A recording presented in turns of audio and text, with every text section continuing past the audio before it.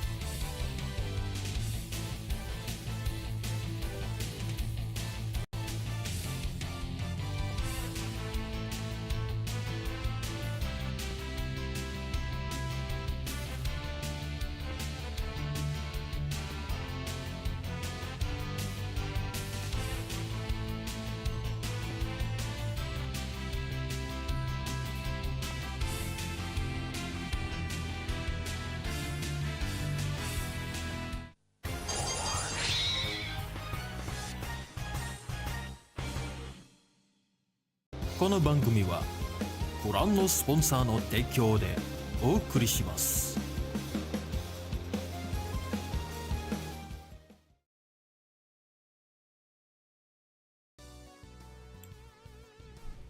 Alright, greetings and welcome super friends. The name's Falco, also known as the Redwing hero, who's now trying to be a YouTuber instead. Okay, so how's it going super friends? Yeah, no one coming. Okay, there's no one here. Don't worry about it. Don't worry about it. It's okay. It's okay. They're still getting on their henshin rompers. It's fine. So as you can see here, I'm joined by the awesome Mac Fallon. So yeah. So maybe you can introduce yourself, Mac Fallon, to the super friends over there. Oh yeah, sure. Yeah, you forgot the accent. Super streamer Mac Fallon at your service, folks. I am a variety VTuber. I'm your favorite space-time detective. I already screwed up my intro. I'm your favorite tokusatsu and retrowave infused space-time detective VTuber, maybe. But so I'm happy to be here. Oh yeah, thank you very much. Now then, what should we talk about tonight? Oh God! I mean, just like the ball just goes to my court. It's like, what have I done? I mean, no one's over here yet. No, don't mention it. Don't mention it. They'll show up. They'll show up. If you build it, they will come. We learn nothing from Field of Dreams. Okay then, yeah. Let's see there here. it is, my moderator, Vtuber again. Glad you can join us. Welcome to the stream, my friend. Combined chat, yes. I'm good. Yeah, I have turned on the shared chat. Yeah, shared chat. Even though my community probably isn't awake. Yeah, to be fair, it'll be fine. Yeah, to be fair, it's still morning out there. My goodness, early morning. Yeah. It's 8 a.m. on a Sunday on my end. So everyone's either still hungover or they're just kind of slugging out of bed now. But that's interesting. I'm usually not a morning streamer. Like, it's very rarely have I ever done it. If I have, it's mostly been like event stream when I was playing Elden Ring back in the day. But that's really it. But yeah, so this is a new experience for me, being an early ride. Well, I mean, to be fair, I've woken up early before for like events, but that's really it. Yeah, I did wanted to ask how's your day, but I guess the day hasn't started yet. I mean, you can ask how my weekend was. Oh yeah, how's your weekend, my friend? I had to go to work yesterday. Of course. Yeah. Yeah, well, two rangers. Oh, what? well, We just talk about this. He's not a ranger. Well, actually, I'm technically inspired by the 1980s Metal Hero franchise and also infused with retro wave. No. Oh my god, okay, it kills me how much like that voice has just come out of me in the last couple of months. It's been so crazy. But yeah, no. So I had to go into work, and I've got a bunch of stuff I got to do today too, which is gonna be nuts. But it'll be interesting. It'll be interesting to see how I can juggle, but it'll be fun. Yeah. By the way, Risanda Taufik Shaidina, welcome to the stream, and glad you could join us. And what he said, he's not a ranger. He's not based on Super Sentai. He's based on Metal Hero. No. And frankly, okay, I'm a little bit nervous tonight because I just happen to have I just happen to be friends with someone with the high caliber. Someone who is actually Wait, who's that? Where are they? I don't know who you're talking about. someone who is actually involved in tokusatsu related projects. So let me tell you about his background. So I did some background checking on you. Oh no, this is not gonna end well. So okay, so where's my tabs? Where's my tabs? Did I just close it? Wait, do I get to fact check you live? Oh, this is gonna be great. Well, hold on a second. And Mark Valon, this is your life. Oh god. There's not much there to work with. This is gonna be a very short program. Yeah. Frankly, I've been watching some of the products that he's been cooking with Shout Factory's TV with Toku Shout. So oh my goodness, I didn't realize that. And he's also which one? Well, I love Kamen Rider Ichigo. Yeah, I love Kamen Rider Ichigo and Kamen Rider Kuga. So finally, some way to watch them legally, but still I need to use VPN for accessing 2B TV. Which brings us to this stream sponsor, NordVPN. No, we're not. Oh my gosh. No, I've been watching a lot of like a lot of oversimplified and like he's talking like NordVPN on the regular, and like the transitions are always ridiculous. So that's where like my mind immediately went. Oh my god, dang it, man. Yeah, same in Europe. Yeah. Well, I mean, that's the big switch up is that now, thankfully, Tokusatsu has made stuff available in the UK for a lot of the Kamen Rider library. So which I'm really happy about. I'm so glad that my manager was able to pull through on that one. Yeah, so I guess to kind of break everything down for you guys. When I'm not doing the VTuber thing, I do work with Shout Studios, and I've been working with them since 2020. I've also been working with Starlight Runner and Superfriends Productions, and then I also do a lot of work with Discotheque's Toku Time label. I've written essays for, for the entire Space Hero trilogy. So Gavin, Charvant, and Scheider.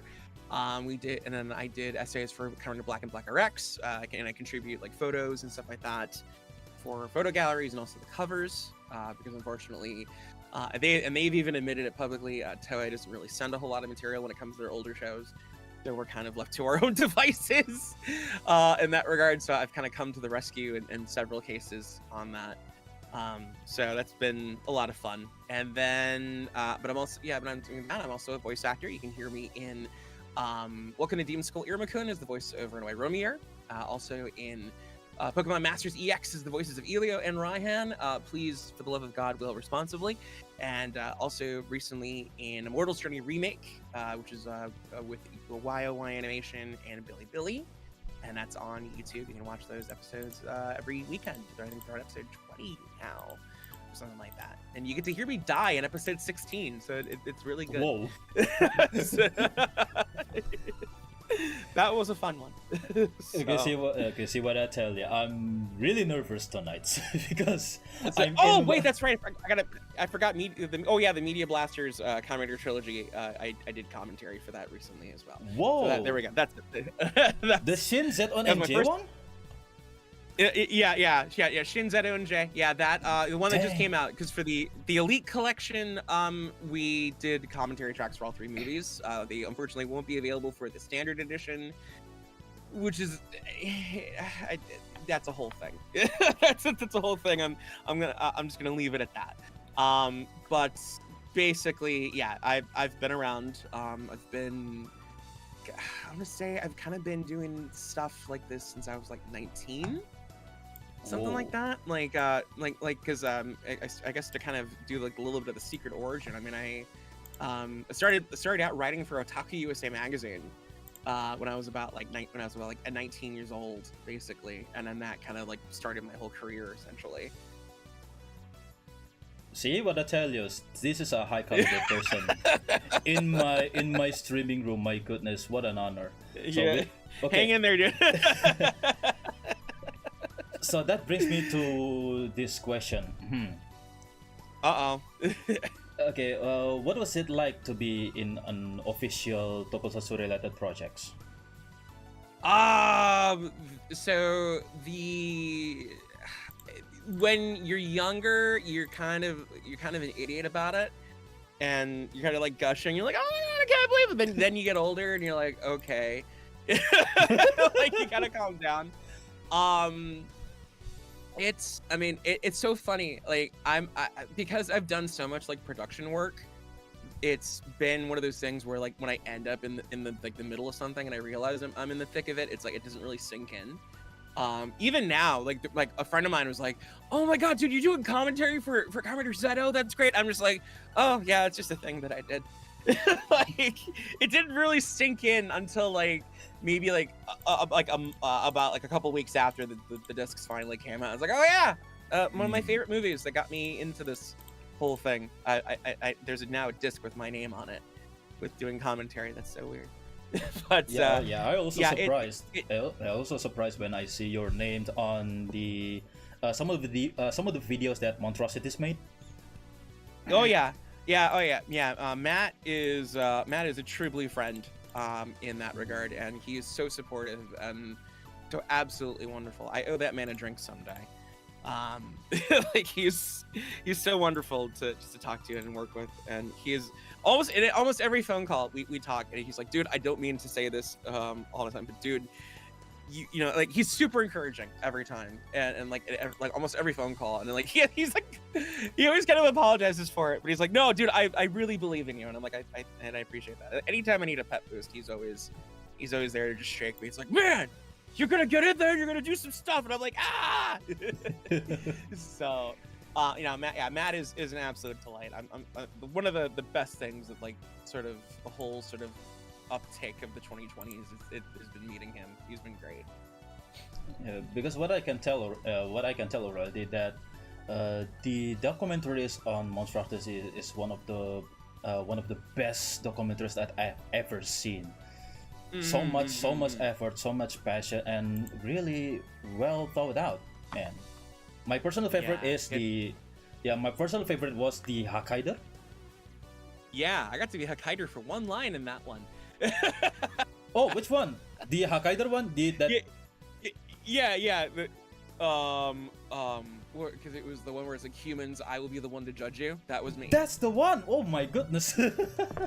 Yeah, that's wow. And it's so funny. Like I feel like I could have nailed that a lot better with my lower range, like now, than I did at the time, because I was just starting to get a handle on my low range at that point. Because what was it? It's like, because now I slip into that dark voice just to kind of like make friends laugh, and it's just like, you dare to not bring me Doritos when I ask for them from the local store, you know, like that sort of thing. Like, slipping into that whenever, but I feel like I could have hit that line a lot harder, but it's still like a really cool moment when it comes up in the documentary. And then my friend Kim, actually, they're in that as the voice of the other love interest that pops up in the Last Judgment treatment, and yeah. they were my is when we did the 0-1 promo together. Oh, all right then. Yeah. That's cool. Yeah, they were my is. So, yeah, a little bit of a bragging right. I'm one of 3 black actors to have officially played a common writer in an officially approved capacity. So I got to be Aruto for the 0-1 marathon promo that we did. Whoa, okay, that's cool. That's David. That's awesome. That's the work of Aruto. Like that whole thing, yeah. And I had so much fun doing that, and it was really funny because, like, to test it, there is a clip of me that I shared with my friends. I think I might have deleted it on accident, or I dubbed like one little bit from episode 1 0-1 just to see how it would sound.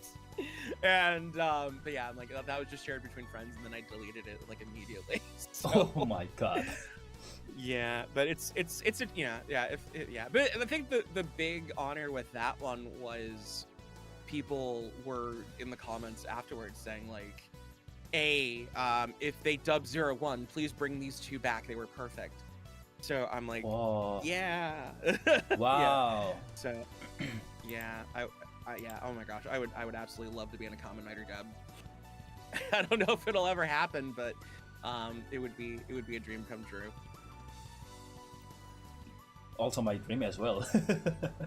Yeah. I've been you know, it's been my dream to be involved in tokusatsu related projects, but so far I only did 2, and 2 of them just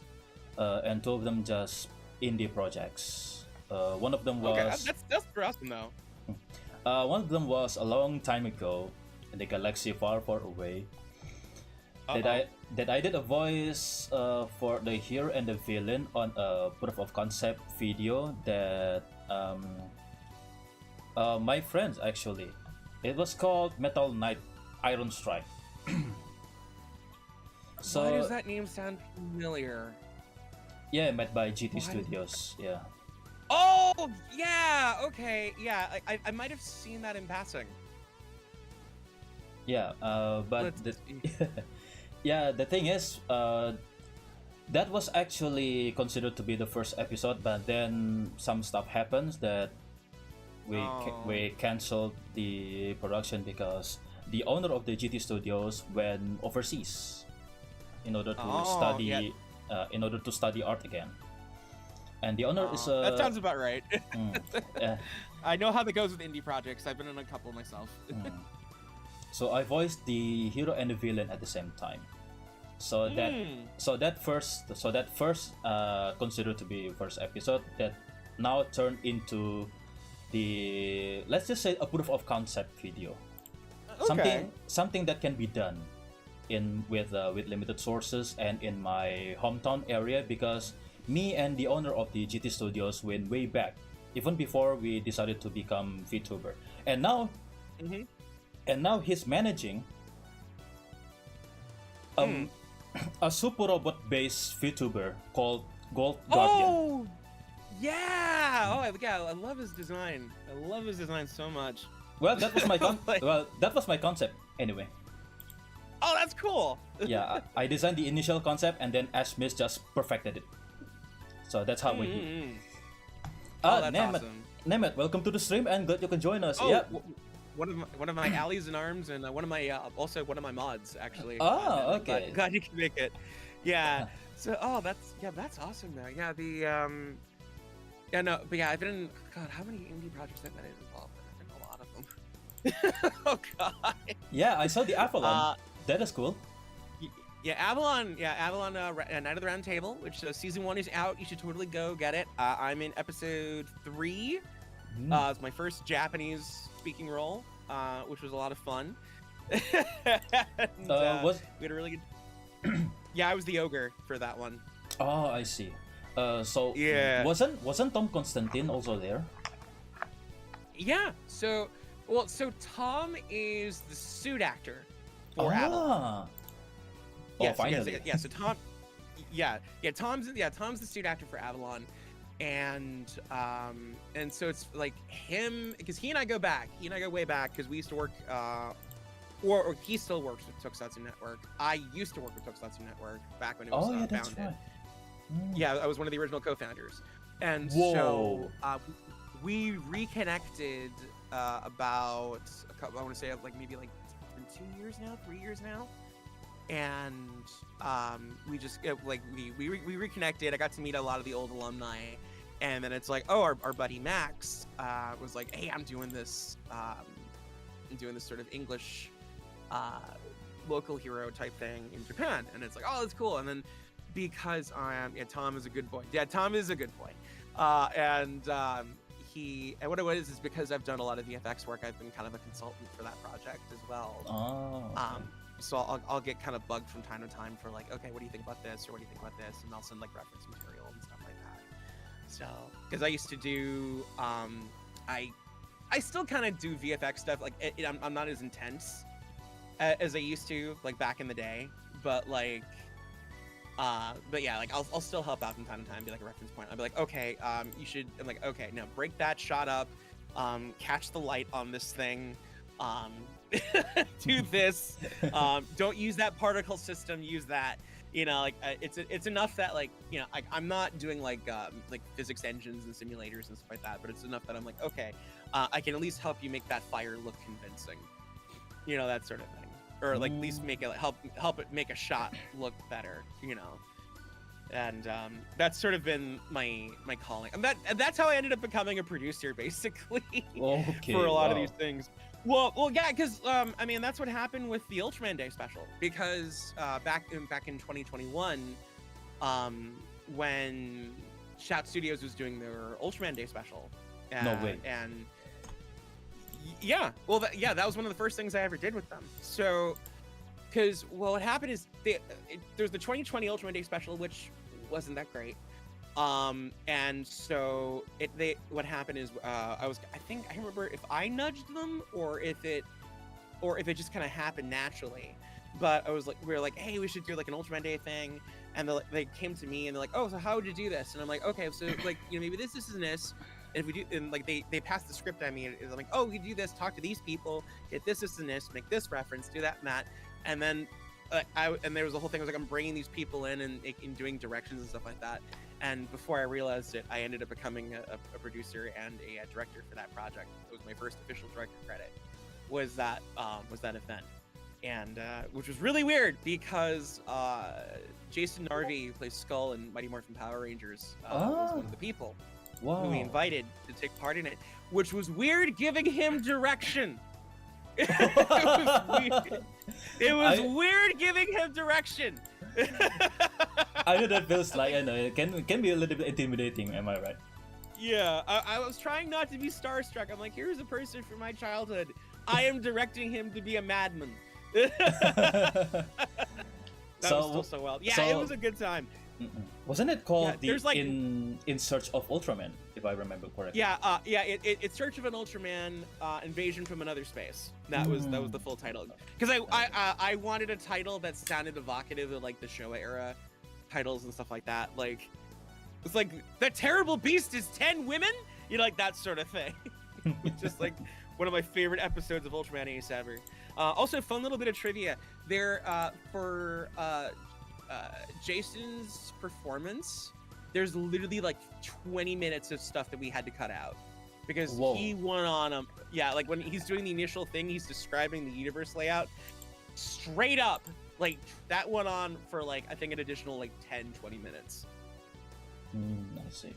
And only like maybe 3 minutes of it made it to air. Oh, but he was so good. I need to buy that man a drink. I really need to buy that man a drink. But I digress.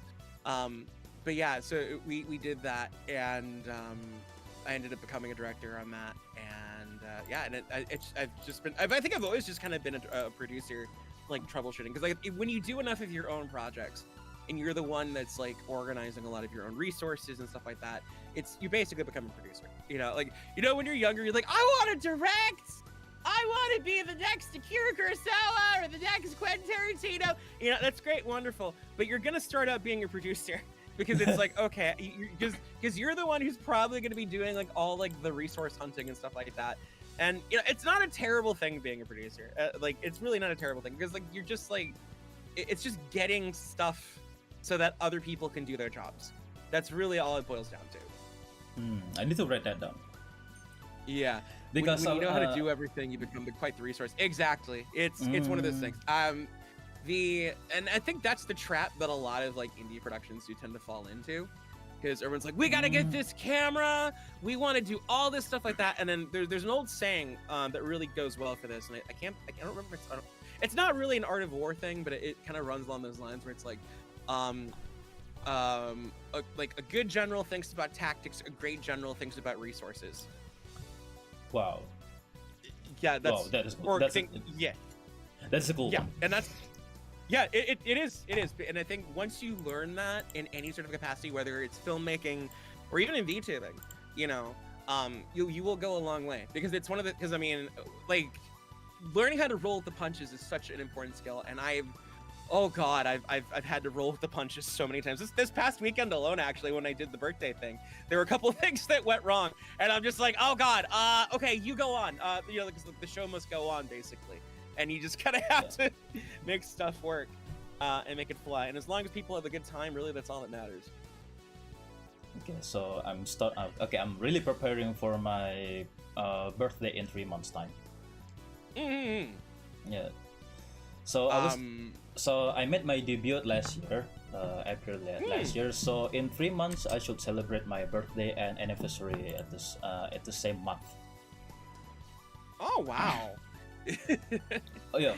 Yeah, there's like another VTuber. Oh, sorry, go on. Okay. Want to know some fun facts about me? Oh, sure. My birthday date. Yeah, my birthday date actually coincides with Super Sentai anniversary date. Oh, okay. So that's April's Kamen Rider. So that would be, cause like when did Amazon wrap? That was February. So Nope. It would be like. Nope. Was it March? Nope. April? May? Yes, April 5th April.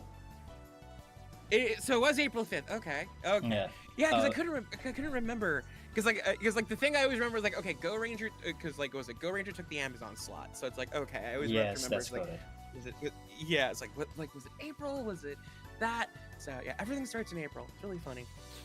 So it's a little bit a poetic moment that my birthday actually coincides with Super Sentai anniversary date, which the 5th April. Yeah, for those who do not know. 5th April 1975 was the first time that Himitsu Sentai Gorenja aired. So that that has become the anniversary date up until now. Oh, that's awesome. Yeah. I kind of have a similar situation. So my IRL birthday is bracketed by the death of Eiji Tsuburaya. Whoa. And the birth and death of Shotaro Ishinomori. Wow, I see. So the January. Okay, so that's wild. So yeah, and also shares the same birthday as Amadeus Mozart. So it's like it's like lightning was striking at that moment to be like, okay, you're gonna be doing stuff. You're gonna be creative, and you're gonna be a tokusatsu nerd. So, Dang it. Oh my gosh! Which brings me to another question. We mentioned about some people involved in tokusatsu, right? So have you met some of the tokusatsu actors, or possibly the production staff members? Take your pick. Wow. Okay. So, well, no, I say that, but I've only met like maybe a couple people. But let's see. So, way back in my Henshin Justice days, I was involved in a short film where I got to have a fight and get knocked out by Mark Musashi, who people might remember as being one of the villains in Kiri Hani the Live. He was a suit actor in Garo. He was the butler in Garo as well. He was one of the suit actors in Kamen Rider the First. He was in Agents of S.H.I.E.L.D. He was a suit actor for Kamen Rider Dragon Knight. Really cool guy. Ooh, really, awesome. really cool guy. Yeah, Wow. yeah, I love Mark. He's a great guy. So that's how I learned falcoair.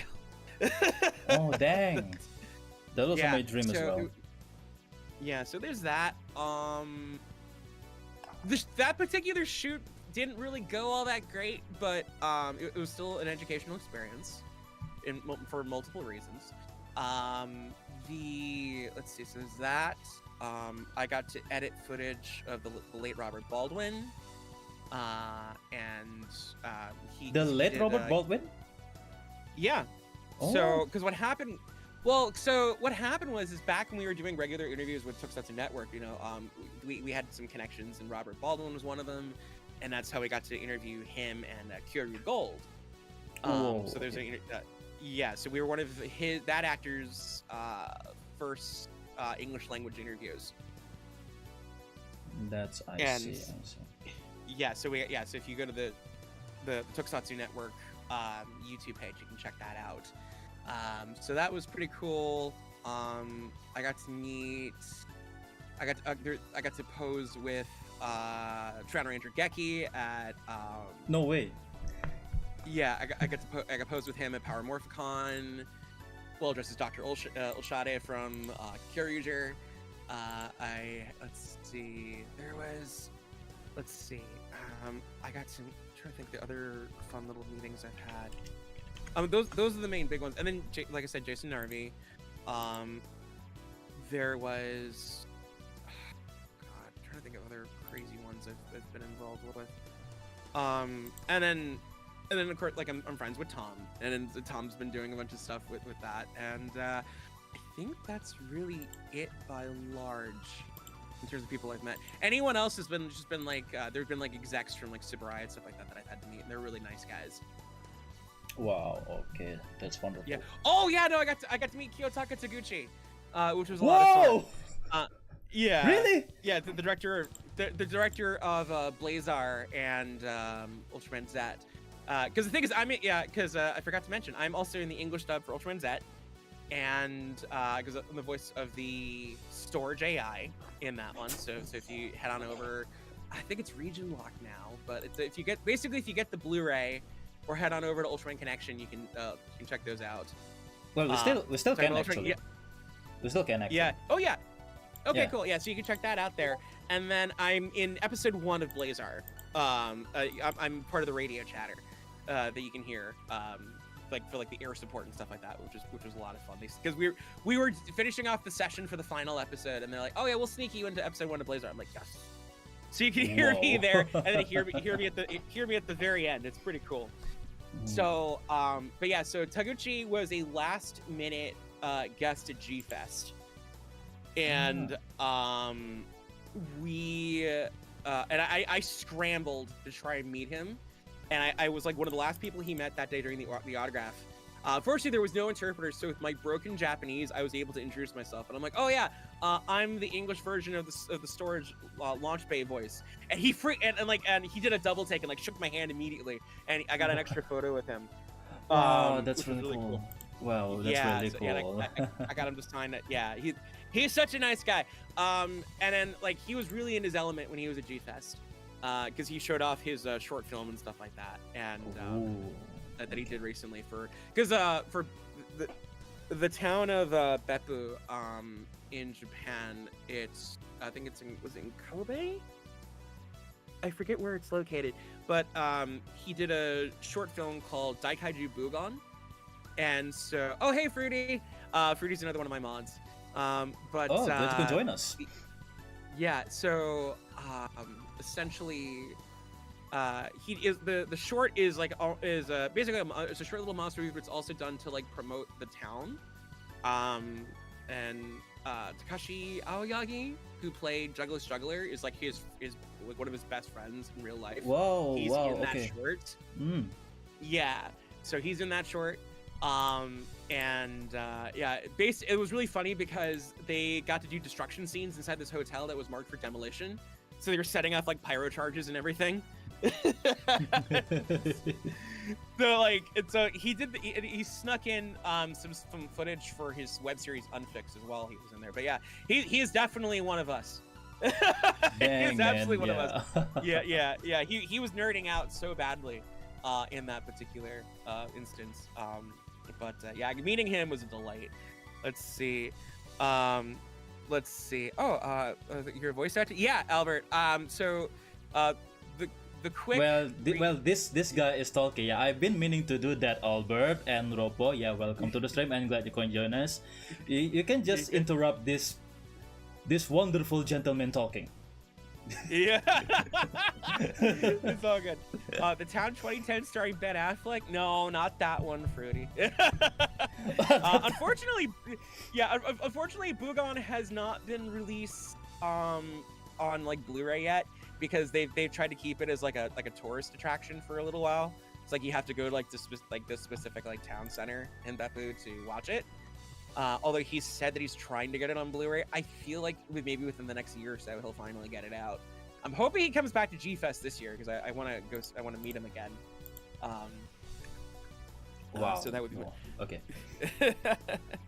Okay. Maybe if I'd like to share my experience with tokusatsu actors, maybe as well, if you don't mind. Yeah. Go for it. Yeah. Okay. No, you're forbidden. Now go for it. I'm just taking over your stream now. No.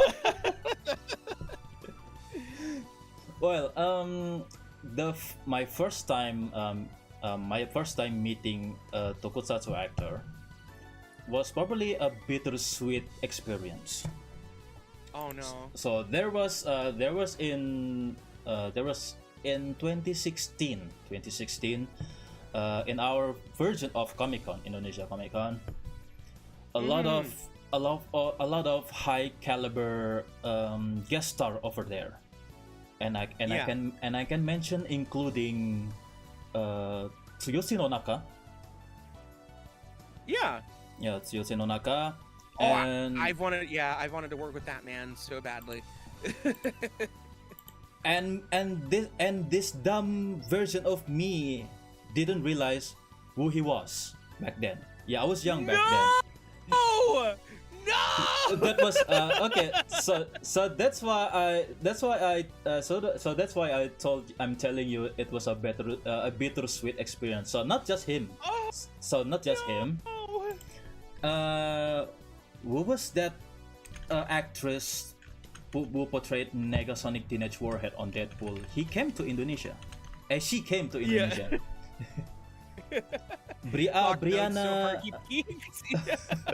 Brianna Hildebrand. Okay, yeah, she also was invited as a guest star on Indonesia Comic Con, and then Akira Kushida-san, and that was one of the best concert I've ever seen.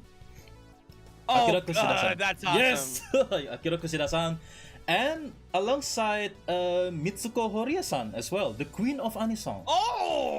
Yeah, that was lucky. Yeah, that Comic-Con was wild in 2016. That was wild. Okay, not just them also. Smuckers, I'm jelly. Okay, not just them also.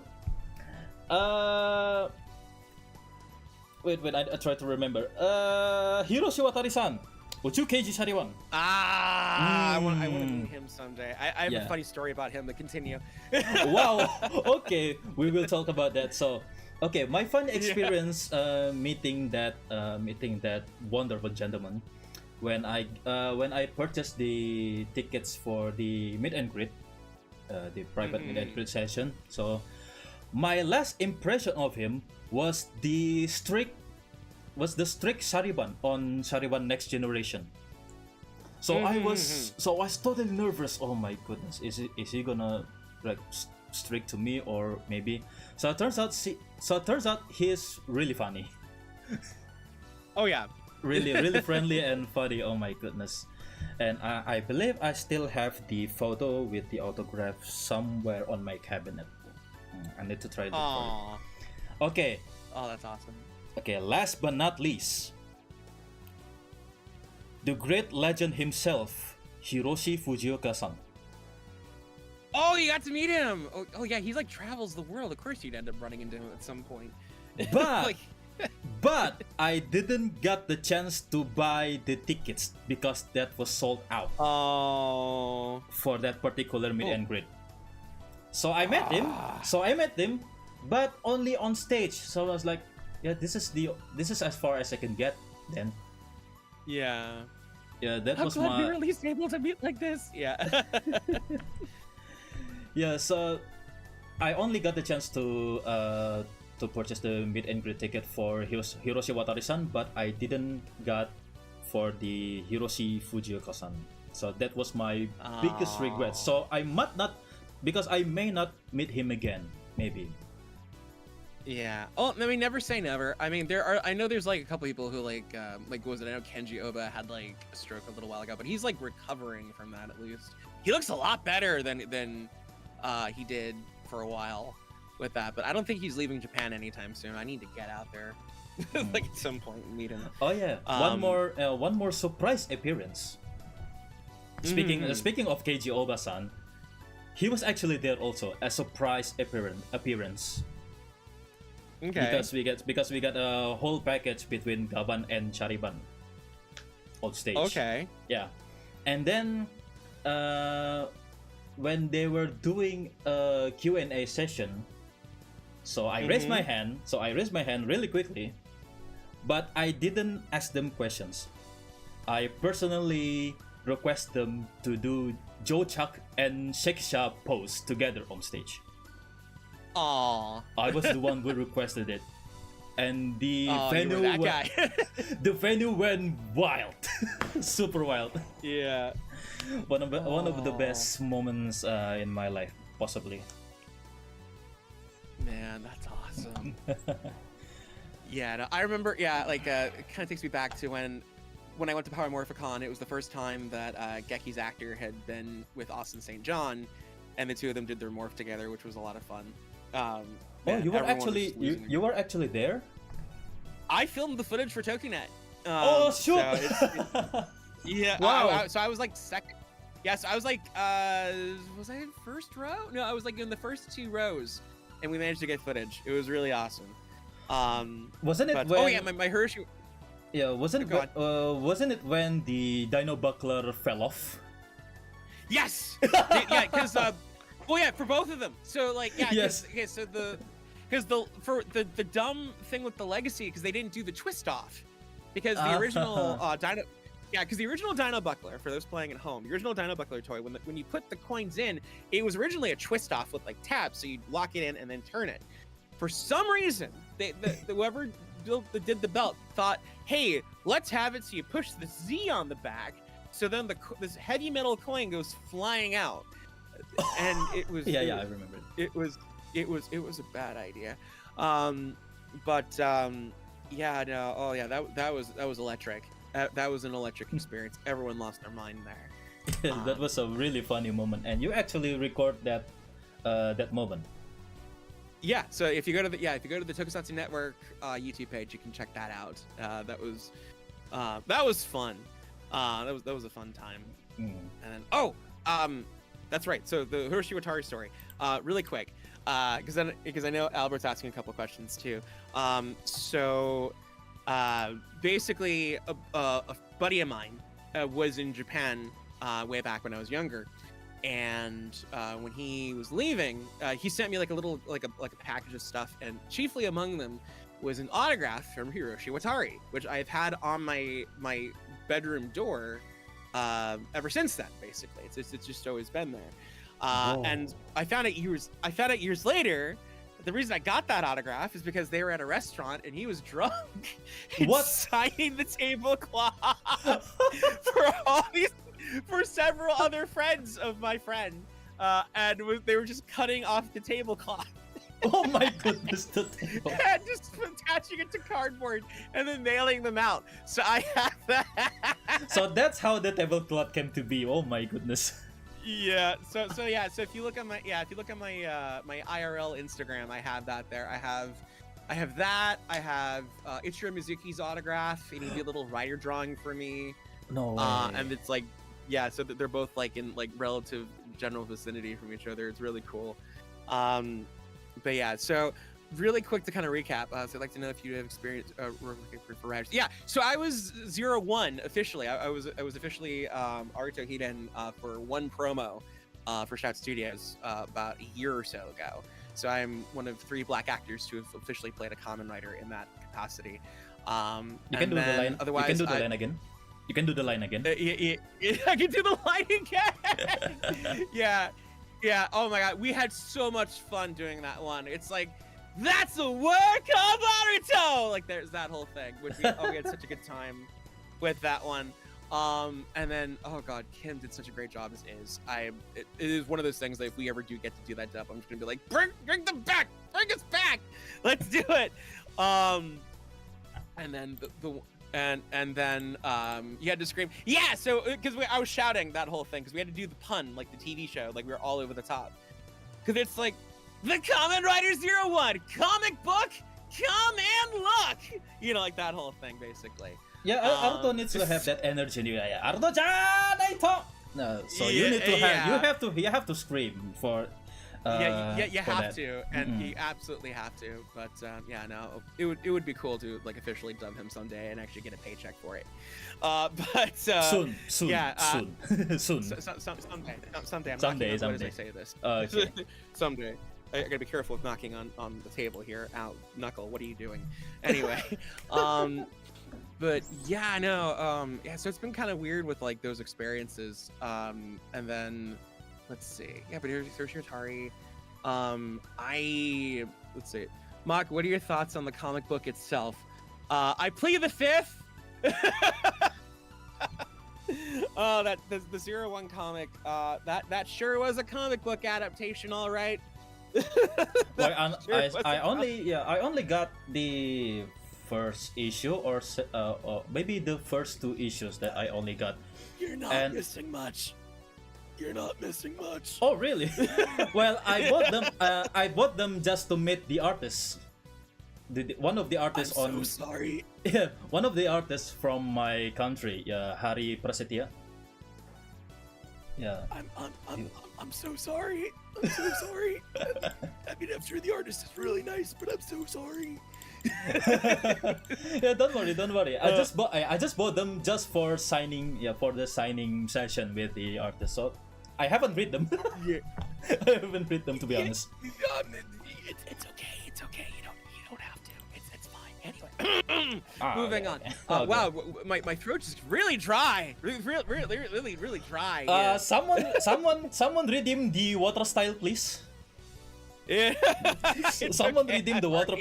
I've got my water here. It's fine. No, just for the moment. There it is. Good times. Okay, why is it covering Mac? Okay, I need to reposition the alert. Hold on a second.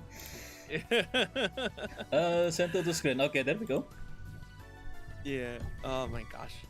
So speaking of Mochitsuki Yuta, I also met him before, in 2019. Yeah, in 2019. Yeah, before. I don't actually like saying swear words, but before shit went happen. Oh. Before shit went happen, I actually got the chance to go to another convention on the capital city. It was 2019, but it was in November, a long way before that. I actually got to meet Mochitsuka Yuta-san, of course. For you guys who curious, he was actually portrayed Geki Tyrannorenja from Kyoryu Sentai Jurenja. Yeah. And I happened to cosplay as Akarenja at the time. Oh, nice. Yeah, and we actually got photos together. And then that's cool. And then we actually been friends on Facebook. So whenever we saying the birthday celebration what is birthday greet, yeah, birthday greet Yeah. on each other DMs. He actually remembered me as Akarinja. Oh, that's He referred me as Akarinja because, yeah, the last time we met, I was actually cosplaying as Akarinja. And then I also met Ishiguro Hideo-san, Kurenai guy himself, Ruturaman Obu. jelly. Yeah. He's not. No, Orb is like one of my favorite ultras from the new generation. Like, Same here. I agree. Like, I totally agree. Yeah, his well, I think what it was for me, it was that I mean, not just his personality, but also like to kind of put it in proper context. Like for me, I don't really buy like a lot of like henshin item or roleplay toys anymore because one, I don't have a place to put them, and it's just they're expensive. Good point. But what happened was when Orb Origin debuted, like literally as soon as it got announced that the toys were coming out, I straight up bought the Toys R Us exclusive Orb Ring and Orb Caliber set. Wow, okay. And like no, straight up. and no kidding, Orb Caliber is actually one of the most durable tokusatsu toys ever made. That thing can take a beating. Yes, I definitely agree because I gave it to my son, and who knows what he's done with it? Just banging on the sofa, banging on the pillow, and some stuff. Yeah. And it still actually runs and spin well. And wow, believe me, Orb Caliber is one of the most durable tokusatsu toys ever made. Oh yeah, Definitely agree. Oh, that's awesome. There's a video of Hideo Shiguro crashing Ultra Heroes Expo. Oh, and really? he was dressed up as Guy, and so there was this kid who's dressed up as Guy in line, and he just like sneaks up to him, and the kid's playing a game or something. He's on his phone. He's like taps his shoulder and he waves, and the guy's like, ah! And I was like, it's not fair! Why is it me? I believe I saw that moment, maybe. Yeah. Alright, take care, Nemeth. Okay, then. Oh, was that? Oh yeah, Nemeth, thank you for the follow. Thank you. Much appreciated. Yeah, Nemeth's a good one. Okay, so what else do we need to talk about? Oh my goodness, I'm ran out of things that I want to say. Oh no, and then speaking of the Aka Ranger thing, I forgot to mention. Well, I had Shinichi Wakasa on on Facebook back when I was on Facebook, and so like we'd friended each other, and every birthday he would always send me a Godzilla photo, whether of a movie that he worked, whether if it's a movie that he worked on or if it was just something else. Like it was just happy birthday, Mock, and he sent something to me. And I remember telling him, I said, out of all the things on Facebook, this is like one of my favorite traditions every year, and it's like, easily one of my one of the few things that I miss, like about Facebook. Everything else can go in a fire, but that was one of the few things that I always missed. Let's see, Mock, do you have a collection of Toku helmets or figures? I have one helmet, and that was built from a kit way back in the day, and it was given to me as a birthday present. I have a Kamen Rider Black helmet. Whoa, okay. Yeah, the antenna are not perfect, and the stripe color is a little off, but that was custom made for me by the owner of a local anime store. So I've had that sucker for years. And unfortunately it's cracked in the back, and because they thought that I could like wear it, but it's like, unfortunately it's only big enough that you could put like a mannequin head through that, but it's totally fine. I still have that sucker, and I have that. Figures wise, oh god, I've got way too many. So I've amassed like an Ultraman Sofubi collection over like the like a candy toy collection over like the last couple of years or so. I have like a bag of like henshin items that I keep under my other bed. It's easy to see through. You can't see through it, unfortunately. So it's built from one of the old, I forget, like I know it was a helmet kit.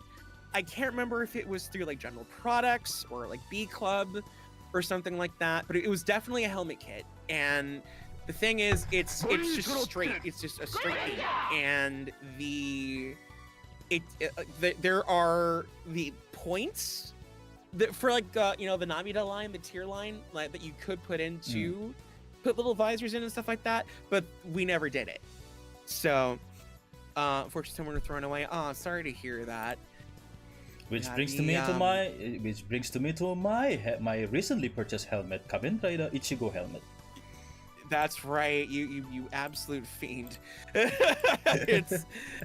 Yeah. If there is like a helmet that I do want, like, oh my god, I think it might be Gavon that I would probably shell out for. Oh, same here. It would either be Gavon or I don't know if I'd shell it for a Guyver 1 helmet the way that I would have back in the day. Oh, that's why. Well, because I grew up with a anime store that had like a lot of that stuff, and they had a rubber Guyver 1 helmet for years, and I never bought it. I should have. Wow.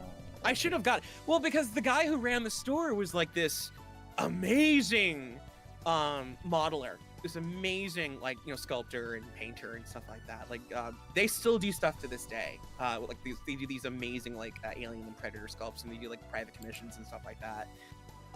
Still doing amazing stuff. And I grew up with just a lot of those custom things like around me like all the time. So like what was it like? I mean, I like a lot of like the old like Zeram kits, like those were always on display when I was younger. Like the Skull Soldier kit, that was always around for the longest time. The Skull Soldier is like this terrible V cinema that stars Masaki Kiyomoto, who sang the Ultraman Great Japanese themes, and he's also one of the most hardcore Kamen Rider collectors in the world. And actually, he had his own collection. He actually had his own line of figures for a while, the Kiyomoto collection. Whoa! Okay, that one. Yeah, man. My wife doesn't know it, but at some point we will have a Zerados helmet. Oh no, Fruity, no. But yeah, Masaki Kiyomoto, who's in Skull Soldier, it's a terrible movie, but like the suit for it looks amazing, and it was designed by Keita Hamamiya. But yeah, so there's a kit of it that looks absolutely gorgeous. Wow. Okay. My dream, like the dream kit I would love to get my hands on is because the Marmot put out these like Zeram garage kits that were like replicas of a lot of the props and stuff like that, including Iria's revolver, and I've wanted that sucker, or the revolver, and also her communications device, and I've wanted those suckers for ages. Problem is the aftermarket for them is absolutely ridiculous, and good luck trying to find one assembled. Aren't they all? Aren't they all? Yeah. Oh god. Well, when it comes to those like garage kits and like the stuff from like Comic Cat and stuff like that, it's an arm and a leg. It is absolutely an arm and a leg. Let's see. Okay, if you could be a Kamen Rider in real life, would you? I don't know if I'd want to be a Kamen Rider in real life, because it's usually pretty sad. Kamen Rider is basically a sad, basically a sad story. I don't know. At its core. When I was, Oh, Lauren Twitch. I was surprised to see you this early. Yeah, I know. Lord Callan. Surprised to see us this early, because in my case, it's already night. Yeah. So yeah. We've been separated each other apart, across the world. So I'm from across the world. So yeah, greetings. My name is Falco, and I'm from Indonesia. If you cannot tell by the colors of my outfit, which is red and white, which is the Indonesian flag. 3 p.m. UK time, FYI. Oh yeah, that's right. Yeah. It's 3 p.m. over there. Okay. Yeah. So I'm trying to think, in my case, I've been trying to collect maybe the first thing from each of the Tokusatsu franchise. In this case, I love Kamen Rider Ichigo, even though I'm a Sentai hero. But for the longest time, because I thought to myself, if I'm going to have a very well made costume with the official, with the almost like official quality to it, that will be Kamen Rider Ichigo. Oh yeah. Yeah, I'm trying that's why I got the CSM. Yeah, that's why I got the CSM Typhoon. I got the 1-on-1 scale helmet. Basically, yeah. Also, I got the scarves as a bonus from that CSM Typhoon. So, oh, nice. Yeah, I got the whole package. So, you're almost there. Yeah, I almost there. Yeah, I almost there. I just maybe just ordered the suits then, and the gloves and the boots. So we're going to good to go. Oh, there you go. Yeah, and then that's awesome. And then I mentioned earlier I cosplayed as Akarenja, which was the first Sentai Shinshi from the first Super Sentai, and yeah, I also really want to have Gaban as well. Because it was the first hero in Metal Hero. Gavan is such a timeless design, man. Oh yeah, absolutely, 100%. Let's see, Mock, who's your favorite writer? I gotta split it up by era, really. So like Showa era, it's a eternal tie between V3 and X. It's always between V3 and X. I love them both equally, and I mean I love V3 because Hiroshi Miyauchi is just a charismatic SOB. That's also, right, hell yeah, man. And also there's the 26 Secrets. Oh yeah, the 26 Secrets, yeah. Yeah, which that was like almost the reason why I straight up, like I was contemplating throwing money at the CSM Double Typhoon, like it because once if yeah, like let's see. If you can only choose, I can't. I can't just pick one. You cannot actually ask that question to both of us right there with the type of the nerds who has been growing up who has been growing up watching those all over the years. Yeah, I got maybe 15 for my top 5. Yeah, 15 for top 5, so that explains it. We cannot actually choose one. we can't. It's impossible. Like, I mean, even for Heisei era, it's like, I mean, I say like my favorite. Yeah, Heisei. Like, I have to break it up by phase 1 and phase 2. So like Heisei phase 1, it might be Kuga. I want to say it might be Kuga. Although I do like what Decade has become as just like a smarmy, pardon my French, a smarmy jackass. I do love him for that. Yeah, Decade is iconic for a reason. Yeah, exactly. Just a reason. Like there's that. Yeah, the scene where he's in like a the Showa versus Heisei Kamen Rider Wars, and they're like, "We're going to kill." He's like, "All right." He's like, "Okay, you might as well." It's not like everyone else hasn't tried to kill me before, and then goes right into his transformation. Love that bit. So yeah, no. So then yeah. So Heisei phase 1 will probably be Decade. Heisei phase 2 is going to be Build. Same here, Build. Build, I love like as a character and as a show, I love Build. It was so good. The character developments and the chemistry between the actors, I love it. Yeah. Oh my gosh. Yeah. Like I straight up get chills every time I watch the Genius form transformation for the first time, because it's just like that moment of triumph where it's like, okay, I'm reclaiming this. And then for Reiwa, I think right now it's still 0-1. Oh, actually, no, wait. That's a tie between 0-1 and Gates. That's right. Yeah, that's right. Gates 9 is the most gorgeous final form. Is the most gorgeous final form in the last couple of years. Like my jaw dropped the first time I saw that thing in action, and I'm still waiting for my stupid figure arts of that thing. Just ugh. Oh my gosh. Let's see, but yeah, otherwise it's Tamashii Nation. If you're watching this, Tamashii Nation, please make the SHF figure arts. Please, can you, Tamashii Nation, please do it. Stop teasing us. You tease Stop teasing us with all those display prototypes, please. Just you put out freaking Sharfon, and you haven't released any of that yet. You tease us with Shiner stuff. You haven't released that yet either. I'm on you. Okay, I guess Alvarisi, welcome to the stream and glad you can join us. Do you guys know Juken Sentai Gekiranja? It was my favorite Sentai with a martial arts style, because I also a fan of martial arts. The favorite member is Geki Violet. Oh Geki Ranger was wild, of course, wild. Yeah, Geki Ranger was a lot of fun. It kills me. We got spoiled with the Power Rangers adaptation of that because like they really ramped up the action, and then we got the original out of that too. They even made their own morpher, you know, with the sunglasses. Yeah, one. I did not like the sunglasses.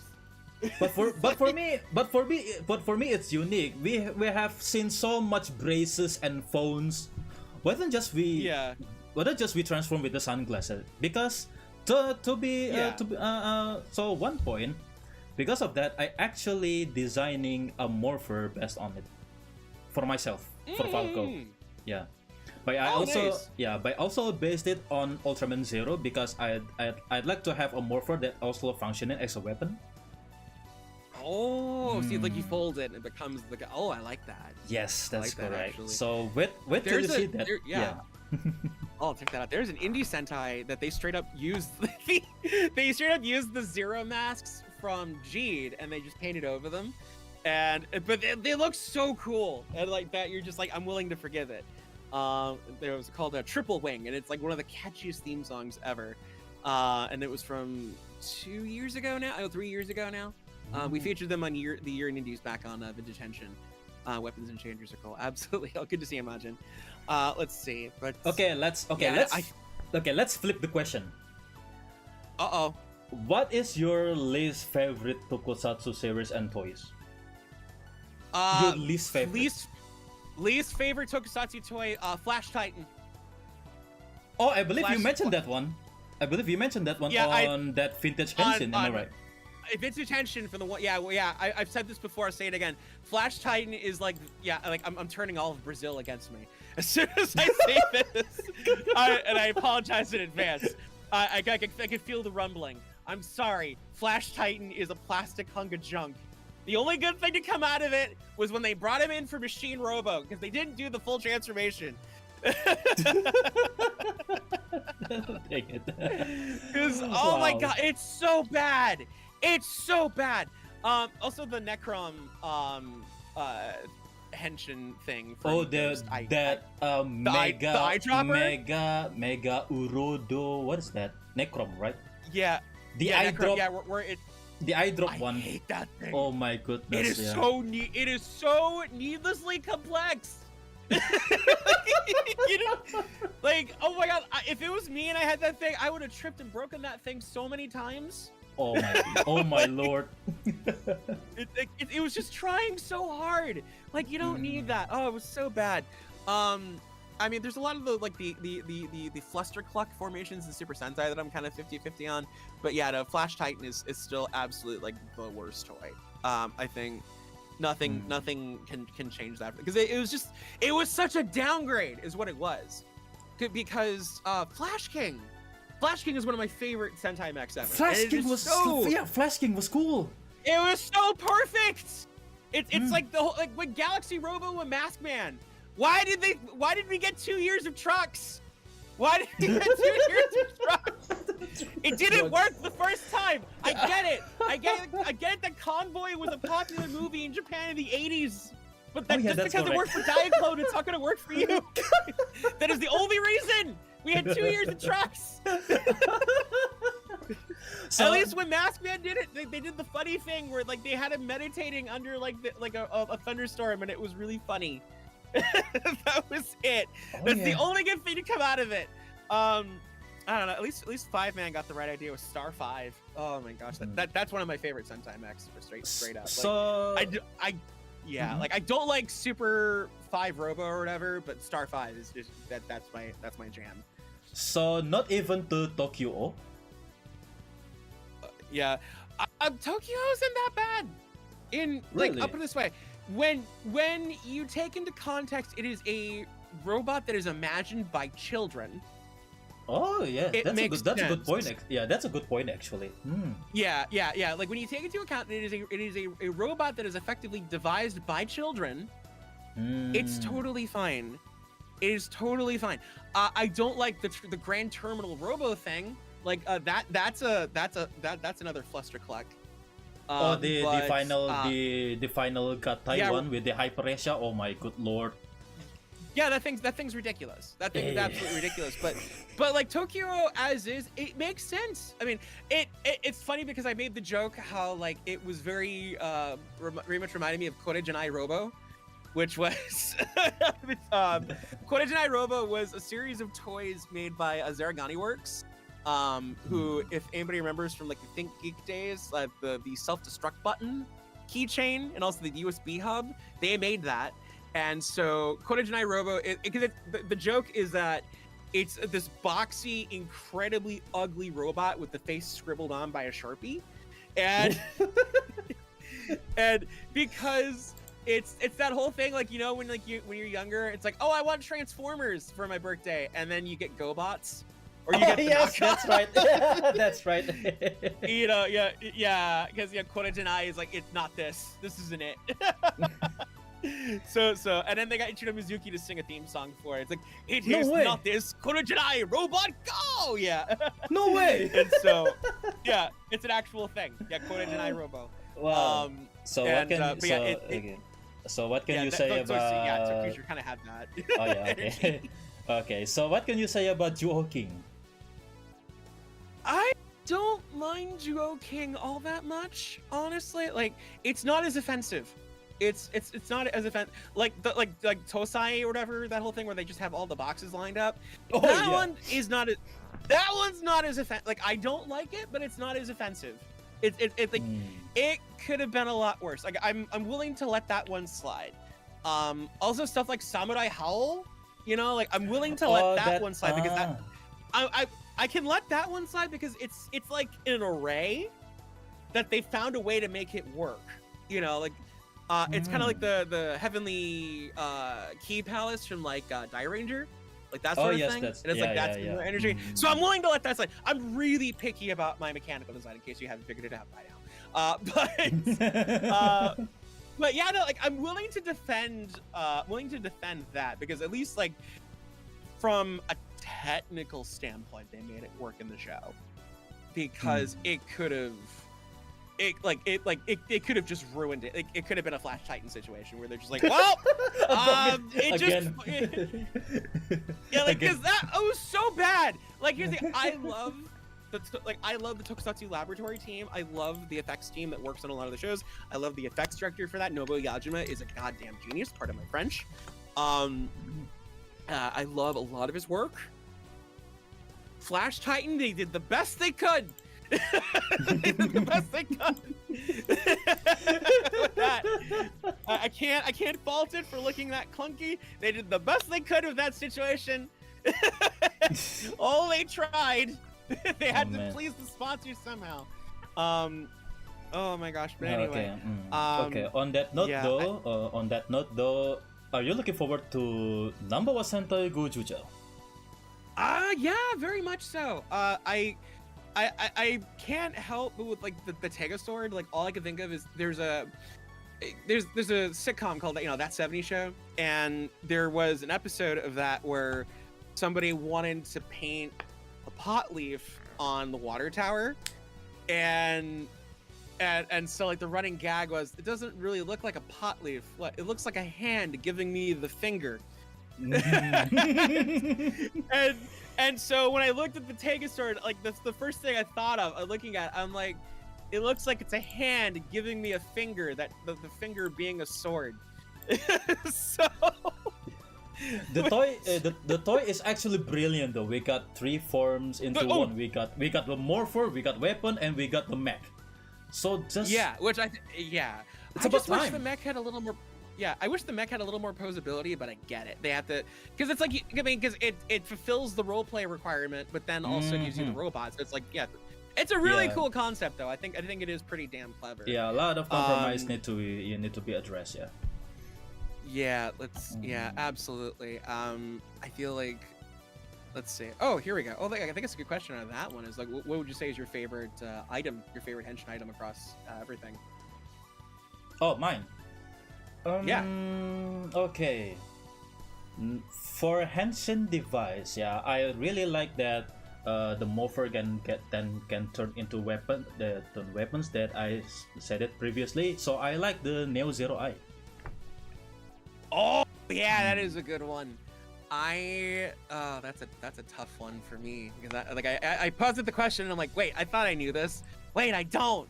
I will say that this is I'm a sucker for Fies though. I'm a sucker for Fies. Oh, Fies, that's right. Yeah. The Fies driver. Yeah. Now I remember it. Like all the gear from that show I love, but I've for years one of my white whales has always been the Fies blaster. Because for one reason and one reason alone, it's because when you get it right, and then you have like all the secret codes you can put in, and if you put in 1225, it sings Merry Christmas. Oh, really? Put in 12. Oh, 1225, yeah. December 25th, yeah. Yep. If you put 1231, it's Happy New Year. And so forever, for the longest time, I wanted to get a Dyza for it. And I want to set that out as a Christmas decoration. Whoa. It's the only reason I want it. So I have a little pedestal, and I could just walk by and just be like, 1225, Merry Christmas. That's it. All I wanted for it. So, okay, maybe I know. Okay, maybe another one for me. Possibly, I like the types that turn the everyday objects into weapons. So of course, the Vice gear also my one of the best design that there is. Oh, straight up. Straight up. And then also one type of morpher or changer that can turn into the previous member. So I like the Deca driver, and I like Mobilites. Oh, the Deca, yeah, I still have not gotten. I'm afraid to buy the Mobilites because they're always releasing a new version of it. I'm so afraid to buy it because I know because it's like there's like the memorial that came out. Oh, I got small again. There's the memorial that came out a couple years ago, and I was like, all right, cool, we'll get that. And then now it's like, oh, Boom Boonger, they just had released the new set. I'm like, did you make it? I'm like, why though? Why? They updated it each year. Well, it's like, okay, so what they should have done. They should have done the thing like for Saber where you could just swap out the data card and just put that in and swap in and they would have been perfect. You could have just bought a new upgrade kit and they would have made money perpetually. But now they're gonna re-release it again, and I'm just sitting here. I'm like, ugh. I mean, I'm sure at least now the memorial will like have stuff on the aftermarket. So I guess that's something, I guess. But didn't they do that? Honestly, because I believe there was once that they made a treasure box just for holding the voice. Yeah, something like that. Yeah, and I'm just over here. I'm like, okay, can you just make Akiba Ranger official? Can you just do that? Yes, please. Please. Because I mean, they did technically do a Gokai change into Akiba Ranger on the Akiba Ranger radio show back in the day. Wait, so the radio show one? The net radio one? Yeah, the net radio one. So yeah, because they had Akiba Red and Akiba Yellow and with Tomokazu Seiki, and they're like, all right, we're gonna do this. Ready? They're like, Gokai change. Akiba Ranger. Oh my God! Why haven't I heard that? Because I only heard about the 2 episodes on the net radio because thanks to TV Nihon, and then TV Nihon was like, there was no other episodes. So where can I? You think you could probably find the clip floating around on YouTube somewhere, but if it's not on that, it would have been the Sentai Raji Ranger or something like that. I forget, but it was one of those things. But it was really funny. Let's see. Best Super Sentai series of all time goes to Gokaiger. Do you agree? I don't know. Not necessarily. I don't know.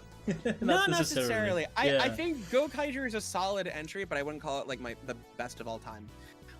My top 3 floats between Die Ranger, Live Man, and Mega Ranger. My pick as well. My goodness. My God, great minds think alike, man. My goodness, I Yeah. like Mega Ranger. It floats between that, and my favorite part of Mega Ranger will always be when Miku interrupted like the next episode preview, because they're like, "Oh, this makes, I'm sorry, guys, am I fat? Am I fat?" And I'm like, "Miku, no, you're fine." Let's see. Oh boy, in time for Super Chuba time. Hey, Lou. Let's see. Question: best Showa Sentai of all time outside of Live Man. Oh, that's a danger. I am gonna vote for. Is it outside of Live Man? I'm gonna vote for Denji Man. Ah, Denji Man. Okay. I will throw my money in for Denji Man. I hate this new narrative that's forming that like Sun Vulcan is like completely unredeemable. I think if you just go in understanding it's not the greatest show ever, but you're still gonna have fun with it because Machiko Soga eventually shows up, you're gonna have a great time. But I think it's between Denji Man and I'm torn. I'm torn about Sun Falcon because the design of the suits, I like them. Yeah. It's everything from a design standpoint is fantastic. It's wonderful. So I will, I'll fight for Denji Man, because I mean Denji Man literally has an episode where they have to beat a monster and they just say Denji Super Science, and it saves the day, and they never do the attack ever again. So how about Mask Man? Mask Man was fun. I think they wasted a lot of potential with Mask Man. I see. I really like this way. I like Mask Man enough that I bought the changer when it was marked down at No way. Con. So Wow.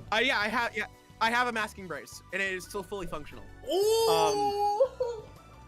Yeah, it was an expensive impulse purchase, one that I will never do again. Wow, no kidding. But yeah. But let's see. How do you pronounce your name? Yeah, so my name is pronounced Mach Valan. So Mach like the speed, and then Valan, like think like avalanche, but like with an accent. So it's emphasis on a different syllable. So yeah, I actually want to call you by Maha because Kamen Rider Maha.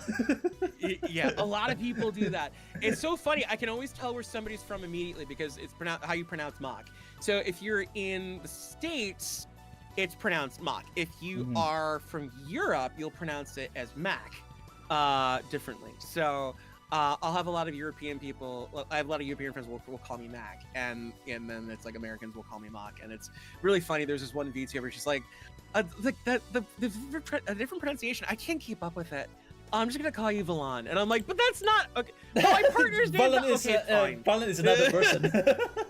yeah. It's like Val's another person. Fine. Mach Valan. No.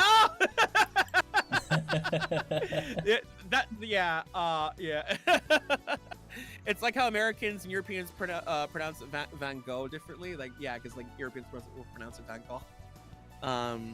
On that topic Let's about see. on that topic about the tokusatsu show that deserve some love, what do you think about the some of the old or obscure tokusatsu shows that do you think deserves more love? Oh. This is a dangerous question. For me, it's Zubat. Okay. Oh, Zubat, yeah. Oh my God. I would have loved it. Gaiketsu Zubat! I want Discotech to get Zubat so badly. I want them to get it so badly, and if the time comes, I will kick the door in and write an essay for that. I'm so excited. I would be so excited to talk about that because there's a lot of dumb trivia. McVull, God damn it, Fruity! No, the Fruity just knows how to torment me. Anyway, the show that I'm talking up, and I talked this up actually in my last stream, and it's part of my mission is to get more people excited about the show so somebody pulls the trigger on it. Guyford? Have you ever heard of that? Yeah. Guyford. I've been talking a lot about Guyford lately, and it's such a good show. It's 26 episodes, produced by Toho, sponsored by Capcom, and it's just really, really good. It's like branded martial art fight choreography. It's not too over the top. The designs are great. It's a slight ripoff of Bio Booster Armor Guyver, but it's just enough that's still its own thing. It's like modern day Kikaider. That's the best way I can describe it. Like if you like Kikaider and Inazumon, it's very much in that vein because it's very, very Showa era rooted. Yeah, when I was young, I got confused with Guyver and Guyvert. Yeah, that's just almost the same name. Yeah, Gaiba and Gaibado. Yeah. Or it's because it's like just change the ba to a fa, and then you got it. And like and plus the easy way to remember it is like it's just the first note of the theme song. Because like with Guyford, it's like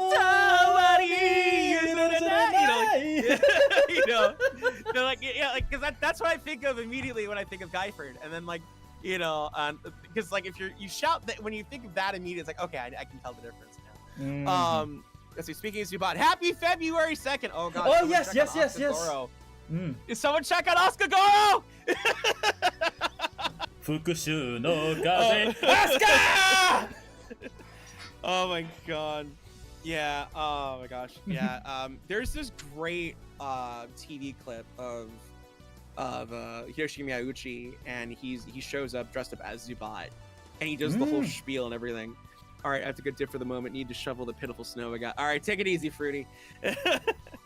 What I remember that Hiroshi Miyauchi-san was actually doing a promo about Superhero Sakusen, and he dressed as Zubat.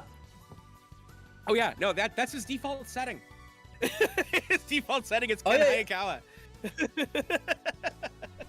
Well, to be fair, yes, because the same role that maybe the same kind of role that he got for Gaban and Spider-Man, it's basically just the same guy. Oh yeah, so so I have a headcanon. I have a headcanon for him as Zubat in Spider-Man. It kind of works. You have to do some mental gymnastics, but it works. So my headcanon has always been following the conclusion of Zubat. That's 1977. So following the conclusion of Zubat, Ken Hayakawa goes into hiding. Lives a new life because he wants to keep everyone safe or whatever. Gets a new name, becomes a detective, joins the police, but still dresses up as a cowboy. Gets married, has a kid. Then cue that episode of Spider-Man when the wife gets killed by the bad guys in Spider-Man. And it's just basically it's the same character but with a different name. Yeah, because he brought a guitar as well. Yeah, he has the guitar. He doesn't have the suit because the suit got destroyed, and that was a one of a kind. Oh yes, that's right. Yeah, because the suit was a one of a kind. Like he didn't have the perfect formula. Like he was able to strengthen the Zubat suit at one point during the series, but he wasn't like I don't think it was enough that he would have been able to build it again. But I also think that Ken Hayakawa would have totally been like, I don't need this anymore, because he never did. He never needed the Zubat suit. Like he basically can do all those things without the suit. Exactly, like he never needed the suit.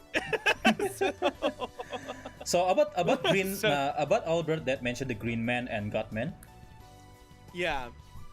Oh, I have that a shot from the reunion special for that as part of my IRL Twitter background.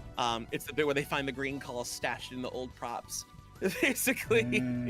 Oh my gosh. Yeah. Oh my god. I remember my dad stumbled upon one of because a long time ago, Japan Hero was a website that, not to be confused with the YouTube channel Japan Hero.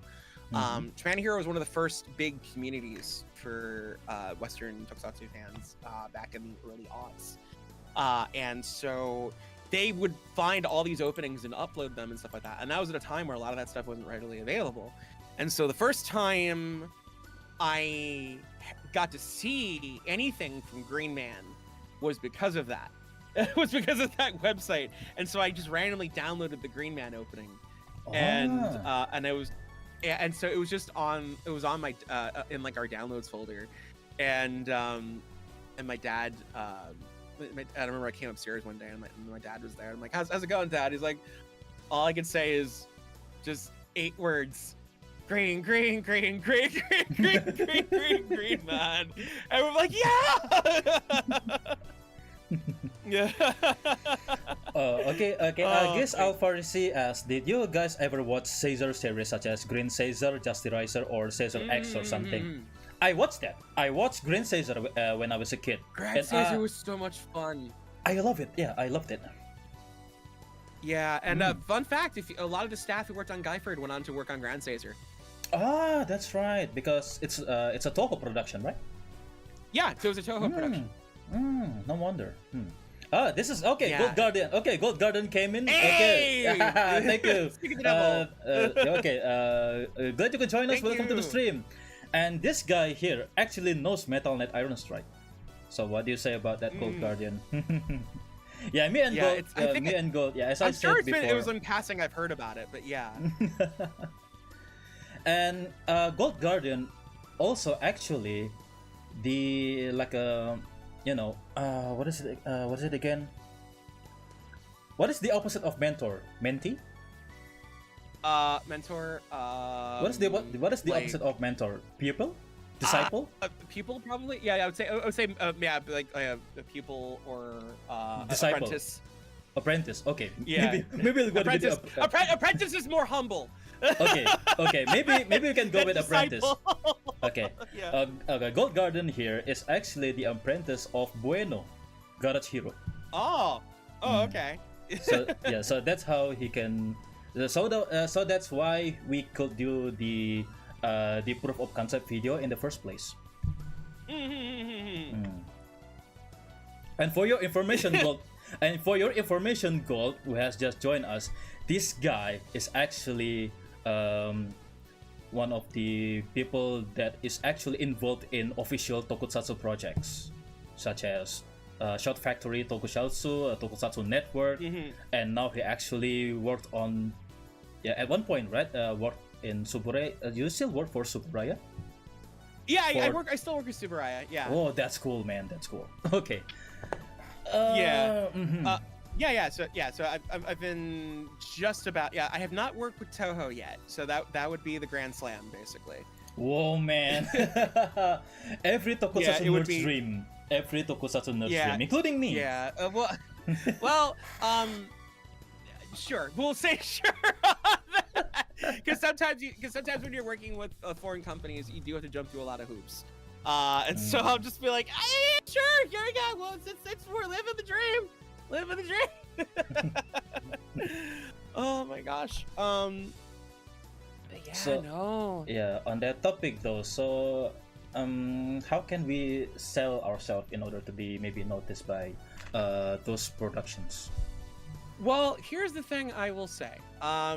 Stay independent. Stay independent because you're going to have more control that way. I mean, I would say, because the main thing is, on one hand, it is good to have those collabs and stuff like that, like if you could do a collab with stuff like that. I don't know if Toei will, Toei's been doing some stuff with Hololive and stuff like that, so they've been doing stuff in those spaces. But I don't know, but in terms of getting yourself noticed by Suburaya is, willing to work with a lot of people and stuff like that. Look at the holiday special and everyone they brought in for that one. They brought me in, they brought my IRL self in there. They got my buddy Jamie who designed this model actually. They got my friend Klenda. They got all these stuff like that. So they're kind of across the board with that. But I think as far as staying independent, so you've got control and stuff like that, and you're not having to pay middleman stuff or whatever. That is really the true dream. Let's see. But yeah, working with Suburaya is something else. Yeah, it was a lot of fun. It's a lot of fun. There's also a little bit of stress at times, but you make it work, and there's some cool stuff that does come out of it. But let's see. I'm sure you guys at least know Jet Jaguar. Of course, Jet Jaguar, of course. From Godzilla. Jet Jaguar is kind of the reason I'm here. No. Okay, so yeah, my secret origin, was when I was a wee little pup, back in the day. I think it was a Saturday or Sunday afternoon. I was turning channels on the old dial, and I ended up on a local UHF station, and it was the last 5 minutes of Godzilla vs. Megalon.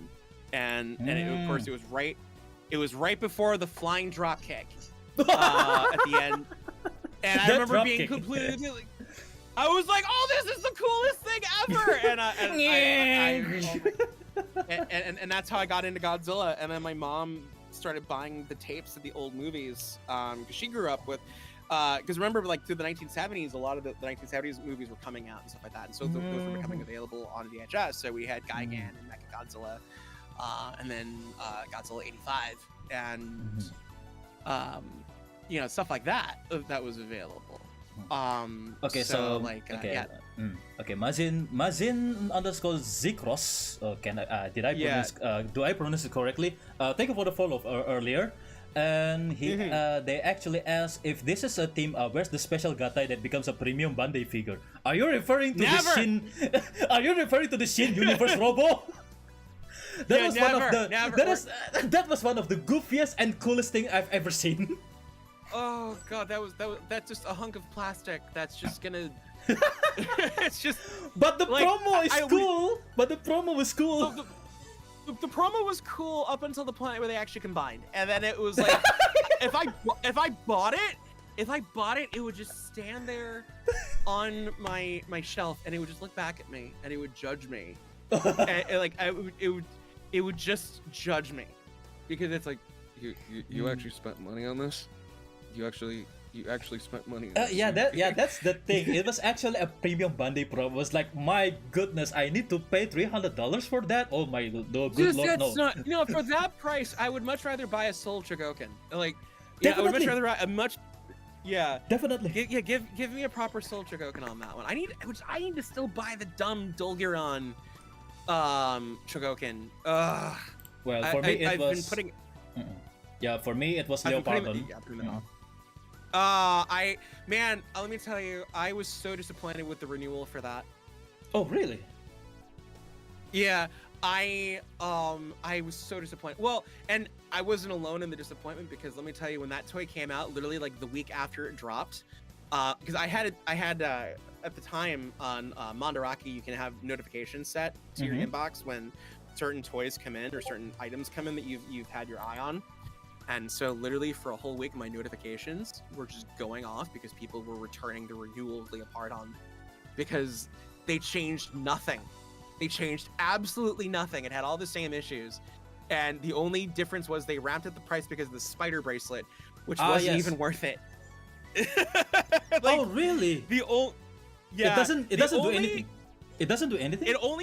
It plays the BGM in the Spider-Man theme song, but the dials inside of it are just stickers. Oh man, it's such a letdown. Such a letdown, man. Yeah. You can just honestly, you can just 3D print a spider bracelet and just build it yourself, and it will be so much better. Damn, I wish I arrived early to hear Mach and talk with you. I was in the maintenance hangar. It's all good. But maybe we can we can do this. Maybe we can do this with 3 of us next time. Oh, that would be wonderful. Because Gold Guardian here is such a super robo or mecha nerd. Maybe you could. Oh, don't get me started. You will definitely get along with him. Yeah, don't get me started at all. Oh my gosh. On that topic though, what is your favorite super robo or mecha series? Oh, why would you do this to me? Why would you do this to me? Okay, so like, I'm forever a sucker for Getter Robo. Like, absolutely, like, I'm absolutely.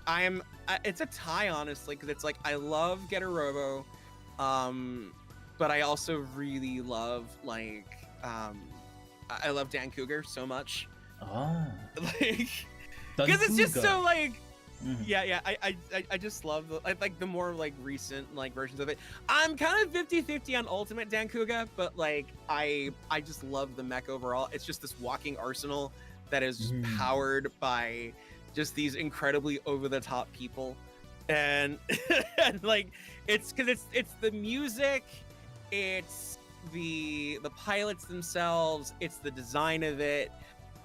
It's just so good, and you know, so Dan Kuge would probably be up there for me. I recently started watching Orgus though, so I'm kind of falling in love with that too. Super Dimension Century Orgus. Yeah, that's a fantastic show. It's a peak 1980s show. It's and it's not like a masterpiece, but it's just really well done. I mean, there's some parts that are still very laughable and over the top, but it's still great. Falco, invite this gentleman to our server. Definitely. Yeah. But yeah, no. Yeah, Dan Cougar is just I love Dan Cougar. And then my favorite Brave robot will always be Brave Express Mike Guy. I can't. Yeah, that was Baby's first super robot when I was really getting into anime. Because the fun story was the anime shop that I mentioned, the owner, because I had this at this time where I would just walk into the store and I would catch like the last 5 to 10 minutes of whatever movie they're watching after school, and I'd be like, this is the coolest thing ever. So like I stumbled into the last 5 minutes of Die Ranger episode 38, and so that was like my first Super Sentai exposure. I wandered into the last 10 minutes of Zeto, and I was blown away by that. And then what happened was, because I loved Zeto so much, the owner made a copy of that for me, made a tape of that for me, but he did it as a surprise, because back in the day you could do that with VHS tapes. You could surprise people with stuff. So because what it was is it was a tape that started out with the Dragon Ball, what number movie was Broly, but it started out with Broly, and then it went into Brave Express Mike Guy, and then right at the start of the Brave Express Mike Guy, the episode, it cut and it was Kamen Rider Zeto. And I was like, this is the coolest thing ever! It was a nice little surprise. But yeah, so I had that for the longest time, and then unfortunately I gave that tape to a crush, and we had a falling out, and she taped over it with soccer. So I lost that movie for a bit, but it wasn't until afterwards that I got the full tape and I got to see all of Mike Guy, and I fell in love. I fell in love with Mike Guy so much, because it was right when Great Mike Guy had been introduced to Great Dash. I got to hear that for the first time, see that transformation sequence. I still get chills every time I see the Great Dash. The Great Dash, yeah, Great Dash. Okay. Yeah. You know, and also fun little bit of trivia. One of the singers for that is actually the same guy who sings the Gridman opening. Really? Yeah, same, yeah. One of them. Yeah, one of the guys. One of the two. Because it's officially Locomo Raizo, Locomo whatever. Who sang Great Dash. Okay, Yumeno Hero. Okay. Yeah. Yep, that's him. Yeah, he sings the opening. He sings the opening and ending themes for that. So, so definitely check that out. It's a lot of fun. I'm gonna make this a little bigger here so we're all in scale. But yeah, I love Mike Guy so much. Yeah, that is funny, because Gold Garden also recommend me to watch Mike Guy as well. Mike Guy is so much fun. It's so funny. Like, if you don't go in expecting like Shakespeare on Ice, just understand it's gonna be there's literally an episode where there's a guy who hates natto so much that he's gonna steal all of the natto supply from Japan. So there's that. So there's that whole thing. It's so fun. It's so absolutely funny. My friend used to joke that it was basically Atlas Shrugged the anime, because it focused on train. But yeah, no, I was a hardcore mecha snob back in the day. And speaking of Leah Pardon, when the original version of that got released on released as a Soul Jogoken, I passed it up like an idiot. I had the choice between getting that and the Soul Jogoken Spec Lasner. I bought the Soul Jogoken Spec Lasner instead. I had not seen Lasner at that point. I just wanted it. I felt so bad afterwards. Oh god, I just wanted it, because everyone else knows Laser is cool. To be fair, my focal point of exposure to Laser had been just the opening credits, and I love that the opening for Laser so much by Airmail from Nagasaki. It's such a good time. Yeah, highly recommended if anyone here has ever wanted to check out a 1980s mech show. It's from the same director as Vtubers, which is another really good show. Oh, okay. Noted. Yeah. Yeah, Votums is basically like take like the hard sci-fi of like Starship Troopers and make it into a robot show, and that's basically what it is. Like if you're a sucker for like mech, like BattleTech or Mech Warrior, you're gonna like Votums. Okay, we're going to shift. Okay, we're going to shift the topics again with the tokusatsu. Okay, mention Zone Fighter. Oh yeah. Let's switch back. Yeah, pull up. Okay. Let's see. Do you know Zone? Oh, of course I know Zone Fighter. So yeah. Oh god, yeah. No. Monster Island Buddies is like probably one of the biggest like collections of like Zone Fighter memorabilia that I know of, and I'm kind of jealous of that. And a buddy of mine, actually, Jake Dinuzio over at Daikaiju Legends, he has a Zone Fighter fan series, actually. Whoa. Yeah, and I think they just concluded their second season. Oh wait, I think I saw that earlier. Yeah, it's I think really I remember well watching it. Yeah, on YouTube, right? Yeah, and Jake. Yeah, Jake has been doing that for a while. He debuted the most recent episode at G-Fest, and it's so funny. I initially did not like him. Oh my goodness. Because he did 2 videos of like breaking these Ultraman toys, and I'm like, man, screw this guy. But then I met him through Monstrosities After Dark, and I'm like, oh, he's a cool kid. And I just give him so much trash over breaking the toys, to the point that we are that you know, I'm gonna get back at him with a short film someday. So okay, okay, on that topic, possibly, what do you think about the independent tokusatsu project so far? So yeah, because I've been involved in a couple of them. So I was involved with Garage Hero for a bit. I ended up leaving because of creative differences. I was part of Power Rangers Unworthy for a bit. No way. Also kind of, so I was the voice of the Arbiter for the first 2 episodes. I also left it because of creative differences. Basically, I almost wanted I wanted to attend the audition. I almost, at one point, with the online audition. I almost consider it. Yeah. Oh, to show up with like your own costume and stuff like that. Mm-hmm. The voice acting audition, if I remember. Oh, the correctly. voice acting. Yeah, voice acting. Oh, yeah. Oh, to do the Arbiter. Yeah. Yeah. Because what happened was a bunch of friends of mine were involved, and there had been some stuff behind the scenes, and they left after episode 2, and then I stuck around for a bit, and then I found out kind of what happened, and then I was like, I kind of don't like where the direction the story was going, and I was kind of burned out on doing fan projects, like stuff that's like based on like IPs and stuff like that. So like I just quietly left after that,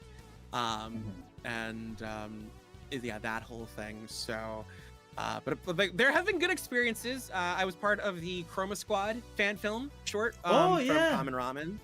Yeah, I was the epic Japanese narrator for that. Whoa, no way. Who actually sang that song? Yes. I didn't sing the song. No. It was a fan short, basically. Oh, it's the fan short. Yeah. Not the actual video game. Yeah, not the actual game. No. I wish I could have sang that theme song. Maruchi Endo. Maruchi Endo. I love that. It's go, let's go. I love it. That was so. Yeah, it's so fun. But yeah, no, so let's see. So those 2. I worked on Scuba Ranger with Art School Dropouts. I did let's see. I was a consultant, and I did narration for Battle Hero Absolute with Jabroni Pictures. Whoa. Yeah, and let's see here. What other indie projects? Oh, and then Avalon, of course, as we mentioned. So Avalon, Night of the Round Table. I helped out with that. And then I think those are all the ones that can. Oh yeah, and I'm in Fujiyama Ichiban, actually. I'm in Fujiyama Ichiban. So I remember Fujiyama Ichiban. Yeah. I was the voice of Dark Hungry in the live action series, and in the CG series, I am the voice of Fujiyama Ichiban himself, which is my first ever hero role. Whoa! Oh my goodness! So Well, okay, yeah. So funny story there. Yeah, Michi Yamato, who runs that, great guy, super supportive. And it was really funny because he oh god, he was doing the live shows. It was back when he was still doing the live Fujiyama Ichiban festivals. When he started doing the live festivals before 2020 happened. Wasn't he from AAC Stunts? Yeah, no, he wasn't from AAC Stunts. AAC he or did JAE? stuff for. I think he was from JAE, I think, if I remember correctly. He has connections to a lot of the people from the Ono Kenyukai. So okay. like the Ono Kendo Club, they did a lot of the original Kamen Rider stunts, as well as like Go Ranger and stuff. And so, so he was the suit actor for Masked Rider in the Saban's Masked Rider. Yeah, I remember seeing his vlogs on the YouTube channel. Yeah, he portrayed Masked Rider. Yeah, he was in that, and then he was also second unit action director for that show as well. Okay. And so Michi, he had his own project, and so he was doing these live action festivals. Like, he'd rent out a hotel ballroom, and kids can show up and watch like a tokusatsu live show. And so they were doing for Festival 4, and it was like, he came to me and he's like, "Hey, would you be interested in doing voice work for the festival?" I said, "Yeah, sure." And so I thought that I was going to be playing Dark Hungry again. So I prepped to record for Dark Hungry. And I'm like, doing the whole, prepping for my voice and getting it down to the gravel again. And I'm like, all right, hungry, doing this whole thing, ready to go. And so I get in front of the microphone, we hop on Skype, and he's like, all right, here's the script. Top of page 1, you're gonna be the voice of Fujiyama Ichiban, and go. And I made a sound at the time like a deer caught in headlights. I'm like, oh. I had that experience. I haven't mentioned my second experience dealing with independent project. I almost had the similar experience with Captain Justice, which is a good friend of mine. Okay. Yeah, which is a good friend of mine that. Okay, so because I have known him recently because I moved out from my hometown to capital city because he lived in capital city right now, and then we actually meet each other and connect a lot. And then he said, "Would you like to voice a monster on Captain Justice?" I was like, "Hell yeah, man!" and his only direction was, "Okay, I want you to be an ice monster." So my previous experience watching Captain Justice, I was just kind of like watching the goofy stuff, like with the second hero that he made. So there was once an ice cream monster. So I thought that is going to be my role. So I prepped myself to be like, "Welcome, children. Have an ice cream." And then when and then thank you. And then on the day that we actually record the voice, that's not the monster. So the monster is going to be like this with the horns and the big hulking guy. I was like, oh man, all that press went to waste then. Yeah, sometimes that happens. Sometimes that happens because you're just like, you get there on the day and it's like, oh. Yes, that's correct. So then I was like, oh no, okay. So a big hulking ice monster with the horns with the teeth. So I just kind of based it on Venom. I was like, oh, those voices are tough too. Like, yeah, that kind of thing. You gotta be careful when you do that because you will get lightheaded if you don't control your breathing. I know. So like, because I had a monster voice in my demo reel and I was getting super lightheaded. I'm like, I don't think I'm gonna do this again. I know what you mean. Yeah. Thank you for the tip, though. Yeah, no. Thank you for the tip. Yeah, no problem. Yeah, I try. Let's see. I see badass suited hero. I click even though I'm just driving by. Well, thanks for coming by, or ornament. All the same. I really appreciate that. Oh yeah, welcome to the stream. Glad you can join us. He actually a badass person who's actually involved in tokusatsu projects. Oh my goodness, I cannot. Still, here we go. I can. Yeah, You're I can. just wingmanning to everybody. I can say this. I cannot believe I've befriended with such a guy. Oh my goodness, because all my because all my life, what my goal or dream was like kind of like involved to be tokusatsu related projects. But then I realized if I cannot be in those type of thing, maybe I can produce one of mine on my own, possibly. Yeah, started with my character, possibly. So on that topic though, do you think more people need to start designing or possibly produce their own tokusatsu characters or possibly tokusatsu show? So here's the thing. This is where I'm gonna get in trouble. So I'm kind of. Let's see. Do you know Amazon or Sky or Super? Oh yeah, of course I do. Sky is one of my favorite show as writers as well. That's basically like what if Ultraman 80 but a Kamen Rider show. Yes, that's correct. Yeah, that's correct. That's correct. Actually. Yeah, same energy. Yeah. So like, the thing I keep seeing is, and this I think it's part of what kind of turned me off for Unworthy, was it was just we've had all these Grimdark Power Ranger reimaginings, and yeah. I see all the energy that goes into that. I'm like, you guys could be doing. We could have had 5 original Sentai shows by now.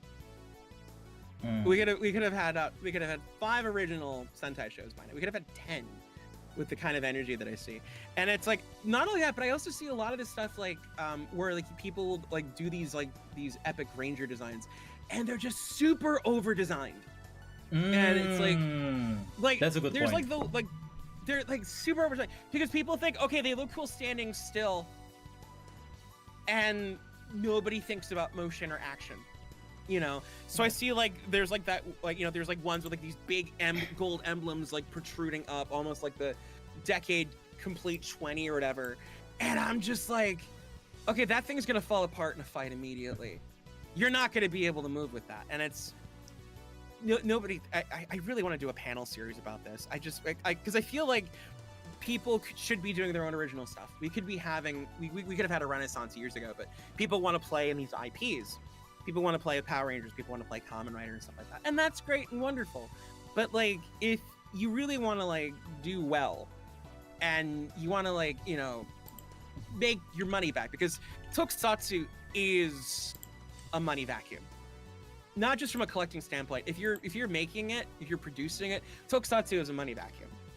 And if I'm gonna put my time into it, I want to be able to get something back for my trouble. You know what I mean? So it's like if I were to do a Mach Valan short, like the big thing right away is I'm gonna be like, okay, you know, I'm gonna try to make, you know, try to be original, but I'm also gonna try to find a way to make sure that I do it effectively. It's like, goes back to what I said in the beginning. It's a, you know, a good general, you know, focuses on tactics. Great general focuses on like resources and munitions, you know, like that sort of thing. So like, you know, I will do something within my means, and I don't see that as often now, and I feel like we could be having that. It was really hard this year because like when I was doing Year in Indies, because there's so much stuff coming out of Japan, I'm not seeing a whole lot of stuff abroad anymore, and I want to see more stuff. I want to see more, like, because I know, because I mean, like the Indonesian scene, I mean, is like it was cranking out all this stuff, and for a time, and then it's like I was seeing stuff in the States, and I was seeing stuff from coming out of Europe, and it was great, and I just don't see that anymore. I just see more, you know, Power Ranger Shattered Millennium or whatever you want to call it now, or you know, like all this sort of stuff. I'm like, don't do that. Just make your own Henshin heroes, make your own Sentai, be the next France 5. I'm waiting for the next France 5.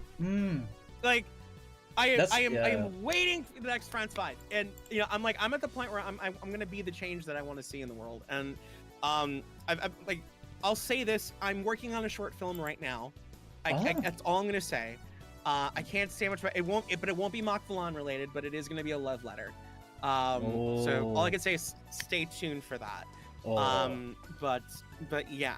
So, but that's what I want to do. Is I'm gonna do it as a love letter. It's gonna be like a Tokusatsu love letter, and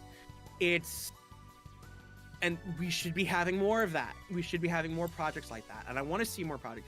I want to see more original kaiju stuff coming out of the States. You know, I want to see, you know, not just Godzilla Battle Royale. I want to see, you know, I want to see like an original kaiju coming out of the States. I want to see, you know, I want to see an Italian kaiju movie. I want to see a, I want to see a, you know, like a South American henshin hero, like another, you know, like almost like another Insect Your Son type situation. You know what I mean? Like, give me more. I'm getting on my soapbox here. Like, I feel like people should be making more original stuff. Make more original stuff. Don't talk about it. Don't post like 17 proofs of concept. Don't just post production sketches. Don't talk about it until you have something filmed and ready to go, because otherwise you're just gonna get the satisfaction from people reacting to it, and you're never gonna go anywhere. So just make stuff. I'm telling you, people, just make stuff. Like, even now, like, there's stuff I want to talk about. I'm like, I can't talk about it because I can get the satisfaction from telling you that I want to work with, you know, so-and-so person and do this thing with, you know, whatever. But then I'm never going to do it, you know? So it's, yeah, anyway, it's just something I feel really passionate about. It's like, just as a filmmaker, is I want to see more people making stuff. Go out and make stuff. Get your Gashapon toys, kit bash them, get your luminous structure stuff, get your nth scale figures. You can do kaiju puppets. You could totally do kaiju puppets. My buddy over at Xenofauna is like doing like all his kaiju stuff he's made is they're basically puppet scale. You know they go over the forearm and he shoots them like they're just like an actual kaiju flick. Like he'll do low angles and like really good like miniatures and everything. It is possible. There's nothing is impossible with Tokusatsu, as A.G. Sakurai once said. Go out and make stuff. That is my one takeaway from this. If there's one thing you can take away from this, just do it. Do it already. All right, I'm getting off my soapbox. That is actually a highly relatable, because oh man, that is one of my goal as well. Maybe I can turn this Falco into a Super Sentai show, Super Sentai tribute show, because I already had a concept. Because of course, what you mentioned earlier, I cannot say things yet, because who knows, right? Yeah, because we're not. Exactly. Right? You don't want to jinx it. Yeah, let's see. Oh, here we go. Okay, one reason we're seeing less indie Western shows, fans who are in their teens, early 2000s, are now older and have less money. Yeah, that's the other problem too. Is the way the world is right now. Unfortunately, money's tight, and I get that. I'm not trying to be like, well, that sounds like a skill issue. You should be doing it, but like, you know, work within your means. Find a way. You know, if you can. And I'm not saying you got to do it right away. I'm not saying that you got to do stuff tomorrow, but work towards it. Work, you know, just by all means. So, easier said than done. So that's and I get that. So that's anyway. All right, getting off my soapbox, kicking it away. Okay. So there's still my there's a one proverb that I possibly invent, that in Indonesian I can say butuh duit supaya bisa do it. So in English possibly, we need money so we can do it. Exactly. So it comes. It really comes on the money. Yeah. Oh yeah. And I'm not trying to be like, oh, it doesn't matter. You just, like, if you don't have money, you should be doing it. No, it's like, work within your means, work towards it. But there's just like the little person in me is like, I just want to see more indie Toku. Like, I want to see what people are making. You know. And I'm always gonna be like that at heart. I always want to. That's it. The reason why I write my stories is a comedy too, or extreme dark. Exactly. Like, if I want to be depressed, I'll watch the news. It's a little bit overdone, hasn't it? With the dark and gritty stuff, it's overdone. We're over it. Like, there's like Ultra Mega, which was a kaiju comic that came out a while ago, which was like a deconstruction of Ultraman or something like that, and it was trash. it was absolute like I don't like throwing shade publicly, but it was such a trash comic. I got the first 3 issues and I thought it was terrible. It was trying way too hard. But yeah, like, I just want to see more indie stuff, and I love seeing indie stuff. I love seeing people try, and I love seeing, because, like, you know, you'll get those moments of ingenuity. You'll get like Orc, which is yeah. I saw that. Yeah, I remember watching that. That was entirely original design. I love it. Yeah, Orc, and from one of the designers who's worked on like Ultraman Trigger, actually. Oh, that's why. You know, yeah. So you get Orc. You've got like Vortec Knight, which is like Blazer Knight Vortec Magna, which is like, I think that took them like 3 years to finally get that out. Oh, wow. A buddy of mine got me a copy. Yeah, like, oh, it looks so good. It's like indie Garo. It's like, and it's like if you like if you liked very early like Hey Tamamiya, it has that vibe, but like with like a lot of like the effect approaches of like Garo and stuff like that. It looks so fun. It's so good. Let's see. Mock, do you have a cosplay of your avatar? I do not, unfortunately. I'm too dummy thick to actually wear this suit IRL.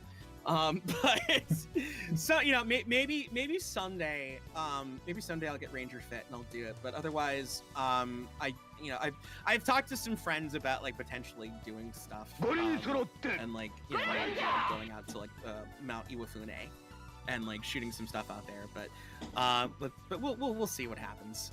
Like that's another one of those things I can't quite talk about just yet. It's like I got too much stuff in the works. Yeah. Understandable. There's a lot of stuff spinning. Understandable. Yeah. Okay. So, what else? Let's see. Oh goodness, have you seen Skyrider? Oh yeah, I said I've seen Skyrider. Yeah, I've seen Skyrider. I've seen Super One. Okay, what else do we need to talk about? Oh my goodness. Oh, yeah, let's see. Okay, speaking of maybe a little bit technical about Tokusatsu, how did you guys manage to bring all those titles over to the US? The Kamen Rider, Ultraman, and Super Sentai series? A lot of that is above my pay grade, so I can't really talk about it. Oh, okay. So as far as like the acquisition is concerned, there's a lot of that's above my pay grade, so I can't really talk about it. Vita Keto. Oh, nice to see you. Thanks for the follow. But yeah, in terms of how a lot of that stuff works, that's a lot of it. I don't really have as much of a say.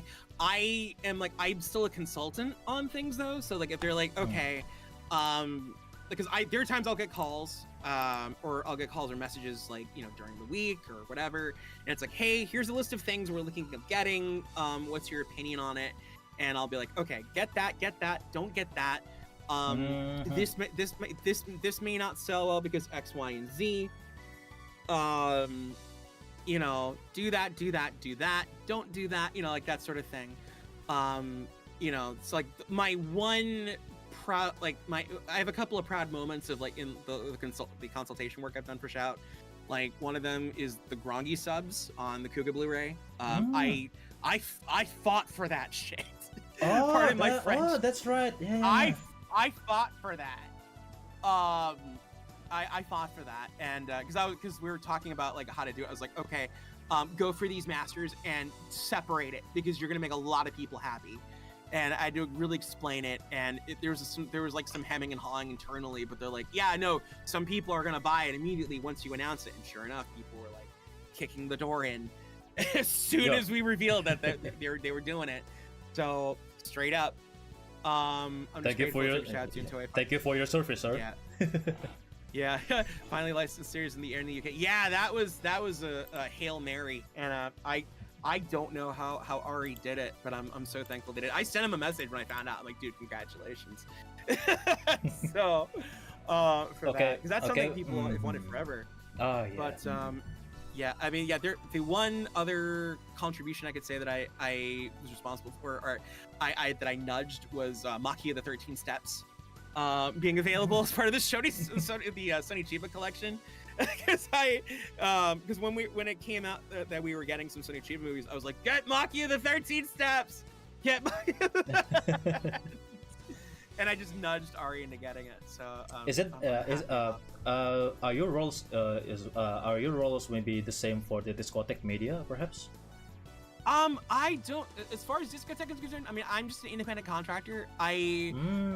I will warn them about certain things, but by and large, I mostly just provide them content. So it's like, like the whole, like they talked about it on the last stream that there have been several covers that I've had to come through and kind of help save, because when it comes to certain older shows, sometimes when you work on a disc, you get set assets, so you can set like the rips and the materials and stuff like that. But then, sometimes they won't have a whole lot of features for you, and so you want to make your set enticing as possible. So you want to include a little bit of the extras, but sometimes you just kind of have to make do. So like I will buy or use my own art books. And I will run to the library, do a large format scan, get them in so they can be used for covers and photo galleries and essays and stuff like that. And I'll like write essays at the same time for that as well. So there are some releases that we just didn't have anything for it, like Jiban, for instance. We didn't have a whole lot for it, and I wanted to write an essay for it, but we just didn't have a whole lot of material to compose an essay. There wasn't a whole lot of behind the scenes information that was readily available, and the only other option would have been trying to track down issues of like B Club or whatever, which we didn't have the time. We didn't have the time to do it, because usually when we're working on one of those sets, we have like a month, sometimes it can be even tighter, and sometimes they might even be working on 2 titles at the same time, which is why there was a schedule clash, and I just missed working on Hikaider because I was working on V3. So the Hikaider set that's coming is going to have a lot of stuff on it, and there was like some features on it that I had nudged to make sure that was on there, but the trade-off is the V3 set is good. We don't have like the encyclopedia that like the original DVD had, but I mean it's still pretty solid. It's still a kitchen sink release. So and that was we just pulled everything we potentially could. Let's see here. It looks like you got a bot in. The bot. Okay. Twitch chat there. On that topic though, have you considered looking from the Hypermux or Chosensu books? Yeah. Perhaps? Yeah. So we use those all the time. Okay, I see. Okay, so the main thing is when you're looking for an art book, the problem is you have to destroy it. When you scan in an art book, you have to basically destroy it. That's right. So my Gavon Metallic Bible, I sacrificed that for the entire Metal Hero. Oh no! So I had to tear off the cover. It was so funny. I was on a Discord call with my friends, and I'm like, "Hey guys, I'm gonna destroy the Gavon art book. So want to hang out with me while I do it?" They're like, "Yeah, sure." So I have a blow dryer, and then I'm putting it in the microwave to break down the glue and stuff like that. And have you ever seen Giant Robo, the OVA Giant Robo? Oh, Giant Robo. Okay, yeah. Yeah. Okay. Here's the bit where it's like Daisaku's father. It's like he's like a phantom in the flames, where it's like, can true happiness be achieved without sacrifice? And so it's funny, as I'm like destroying this book, I just see that image in my head, and I'm hearing Mike Toole in the back of my head saying that. So it might have been the gas, or it might have been the glue fumes that was doing that to me, but I was laughing so hard. My friend's like, "No, you're doing this," and even Justin Zavakis felt so bad asking me to do that. And he's like, "We really appreciate what you've done." I'm like, "It's okay. I'll be fine. At least, as long as it wasn't like my Guyver Roman album, then I would have destroyed someone." But that's what it happens. So like usually when it comes to those books, my go-tos are I'll go after the perfect mooks, the perfect mooks, the official character files for for Kamen Rider. We've used for that for the Kamen Rider releases. We've had let's see, the complete workbooks are usually a crapshoot because sometimes they're overloaded with text, and so there's so much overlap you can't really get rid of it. Like if it's simple black text on like a blue sky, you can kind of fudge it and get rid of it. But then you have the really heavy TV magazine things where there's 20 images overlapping, and there's nothing you can do about it. We've had to go further back. So sometimes we're using the old Bandai Entertainment Bibles from the 1990s. We've used those, which they're good to have. The problem is it's now I have to figure out how to offload them because I don't need them anymore. Oh no. So I'm reluctant to buy anymore because I have to buy more for other shows and other projects, and I'm just they're really good for concept designs and other little facts, but it's just they just sit there now. They just sit there on my shelf, and I'm I don't know if anyone else is gonna want these. Well, I do. But if I put them on, Yeah, I will send them to you if you want them. Really? Like, Whoa, okay. yeah, Because if you like because like if, there's an import bookstore that we had in this capital city. So I got a few Kamen Rider books. So I got the okay. Kamen Rider Yeah, books. yeah. I mean, they've got concept designs and other stuff in there too. So like, if you want, I will seriously send it to you. If like my once I'm goodness. done with like once I'm done with them, like let me know. I will happily send them to you. Just like they're just taking up space, and because I'm like I don't know who's gonna buy them stateside. Yeah, I'll happily surrender them. But I'll happily accept it. Yeah, give them a good home. Or else, no. But yeah, no. And then like a really good source too, if like you're looking for like really good interviews and stuff like that, is like the Futabasha put out like a lot of really cool encyclopedias. They put out a Space Sheriff encyclopedia. They have one for almost all the Showa writers. They did. There's a Senkosha one they did a little while ago that I'm using for Vintage Henshin, or I'm planning on getting it. So yeah, there's a whole bunch that are really good. If you're doing it, typically if you're doing like research, you always want to be careful. Like you do have to do a bit of vetting. I think I've only ever had two complete duds in my entire life. One of them was the P Productions book that came out, which around the time of the Dungeons of Bogar movie, which I was like, okay, like there's a lot of really cool photos in it, but I bought it specifically for information on Silver Jaguar for the 4-year sampler for Vintage Henshin, and it offered nothing. Like literally, all it was basic information on the show, and the author of the article talking about him being aroused by one of the characters and was upset that we were deprived a whole series of her. Oh, and I was so bummed out. I'm like, I wasted $20 on. I'm like, no wonder there's an abundance of this book on Mandarake. Like this is terrible. Yeah. Well, thankfully, I think there's a better P. Well, there's the new P Production photo book that just came out. Whoa, no way. P Production? Yeah. So, so the whole thing is, I mean, you know, Shiro Sagisu is the current president of the company, right? Mm-hmm. Okay. Yeah. So Shiro Sagisu is friends with Hideaki Anno. And to help kind of protect the rights, Kara acquired P Productions. And so last year, yeah, so that happened last August. And I want to say last year there was a crowdfunding campaign because they found a bunch of photos in the P Productions archives, and they wanted to digitally restore them and preserve them.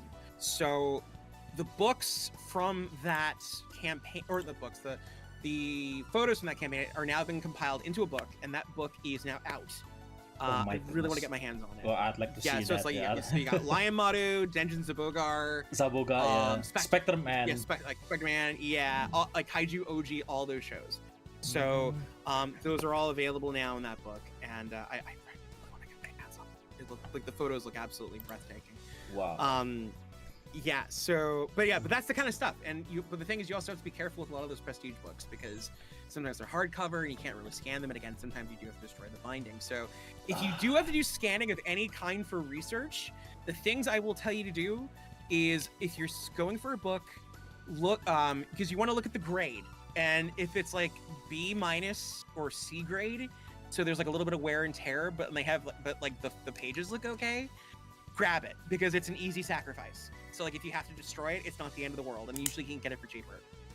So, which is what I've done for a lot of it. Like when I did all my Space Sheriff stuff, I was getting the Fantastic collections, and the thing about those Fantastic collection books is the binding on them is it's really easy to work with. Like I can bend it back, and it's not like the end of the world. Like the books still function. I see. I see. Okay. Yeah. I see I see your eyes go dark, and I'm like, oh no, you're having visions of the nightmare of like these books being destroyed.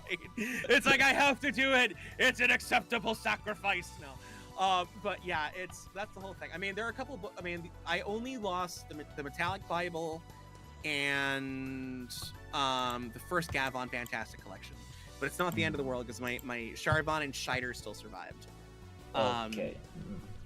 Yeah, and so those are still good. And then yeah, and it's really just being really smart and economic about that. So it's but really be careful with those prestige books. Also, for the love of God, do not buy them on eBay. They're so much marked up. I was gonna say, we're talking Western damage or Japanese damage, aka it's like Japanese damage. Yeah, that's the other thing, because Western damage and Japanese damage are slightly different. Because Japanese damage, I got an $80 book down to like 50 because there was a slight crease on the bottom right corner of the cover. The rest of the book was fine.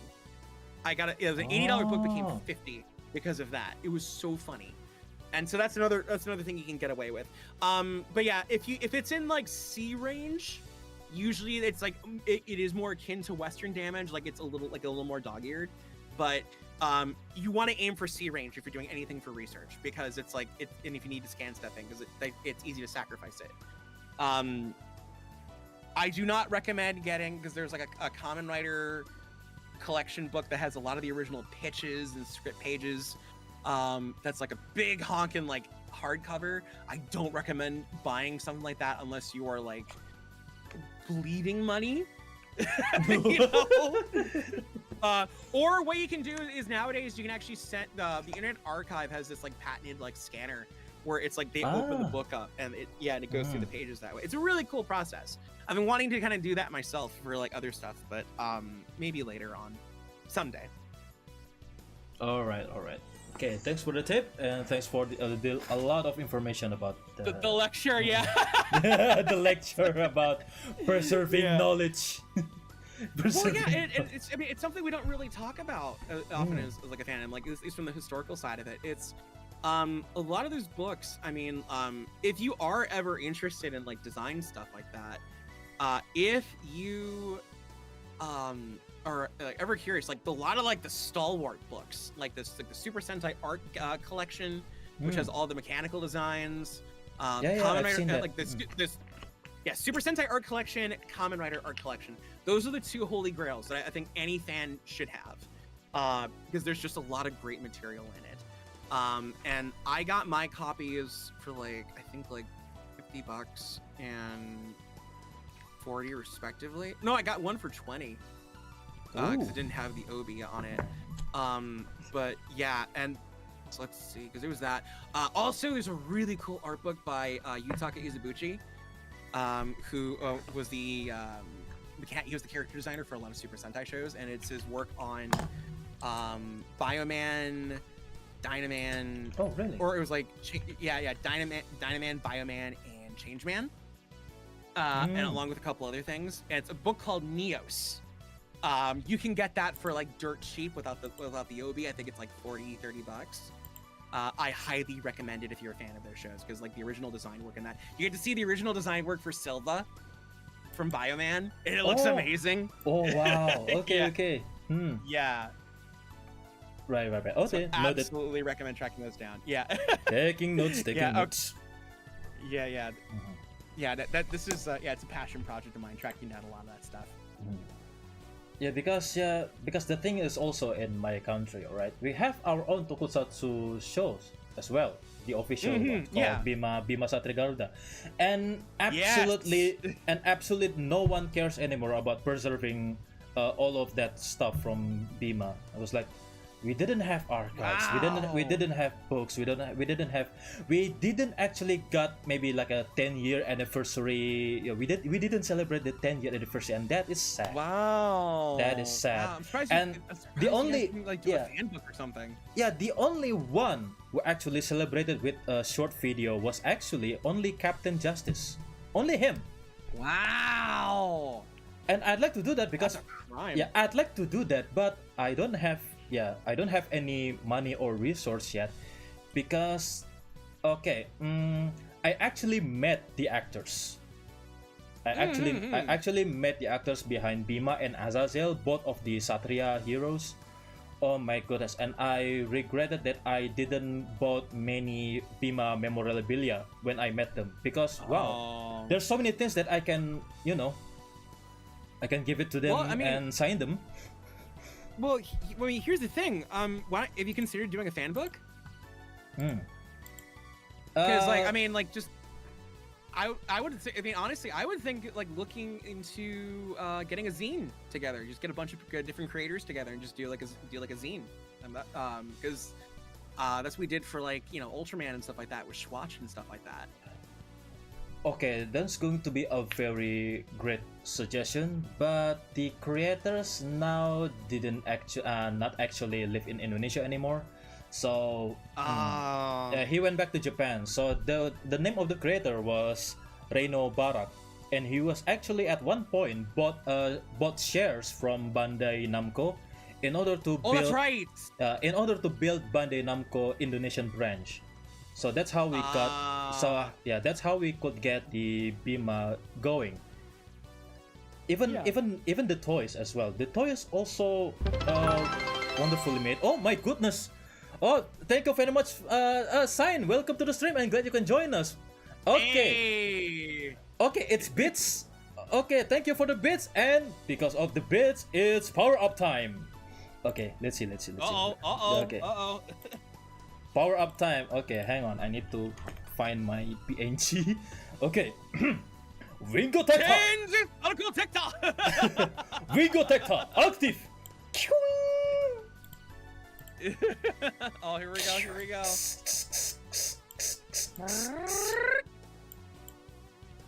There we go. Nicely done. Yeah. Because Vtub all these years we can just drag and drop PNGs. How about I can do this?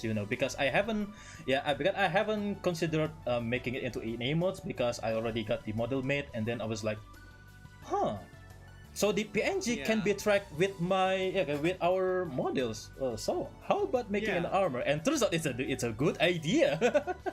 Yeah. Yeah. Okay, like, I'll get there someday. I'm gonna get an armor someday. Jeez. Make it. I'm working on it. Yeah. All I'll say is, again, it's that whole thing where you don't want to discuss too much and give people the satisfaction. All I'll say is that there are 2 upgrades in the works. One of which is where I go full Metal Hero. So I'll hope to have more about that. Maybe within another year or so, if things work out. So stay tuned. Hint, hint, wink, wink. Anyway, so okay, maybe maybe back to Bima that I saw that I mentioned earlier. So So turns out that Bima's costume, which was wonderfully made by Ishimori Production, has been just stored in a TV studio warehouse somewhere. So a heartbreaking moment when they use it again for the promo for their streaming app. They actually mix and match between Bima and Bima X.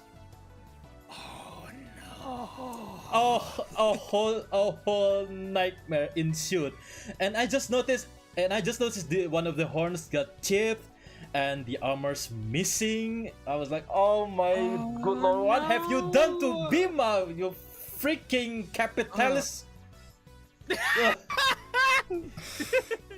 And if it makes you feel any better, it might at least be better than how they stored a lot of other costumes back in the day. Because there's some making of footage from Toei during their peak where all the costumes were just dumped on the floor of like a room, and they just picked them up. Oh yeah, I saw a warehouse. I saw a warehouse that stored all the previous vehicles, the motorbikes and the cars, and I was like, man, it's heartbreaking. They just stored that, abandoned them in a warehouse. Oh my goodness. Yeah, or when they were working on Metal Gear and they straight up just had all the Ghost Bank costumes just lying there. And people just changed into them on the spot. Oh, so bad. Yeah. Oh my god.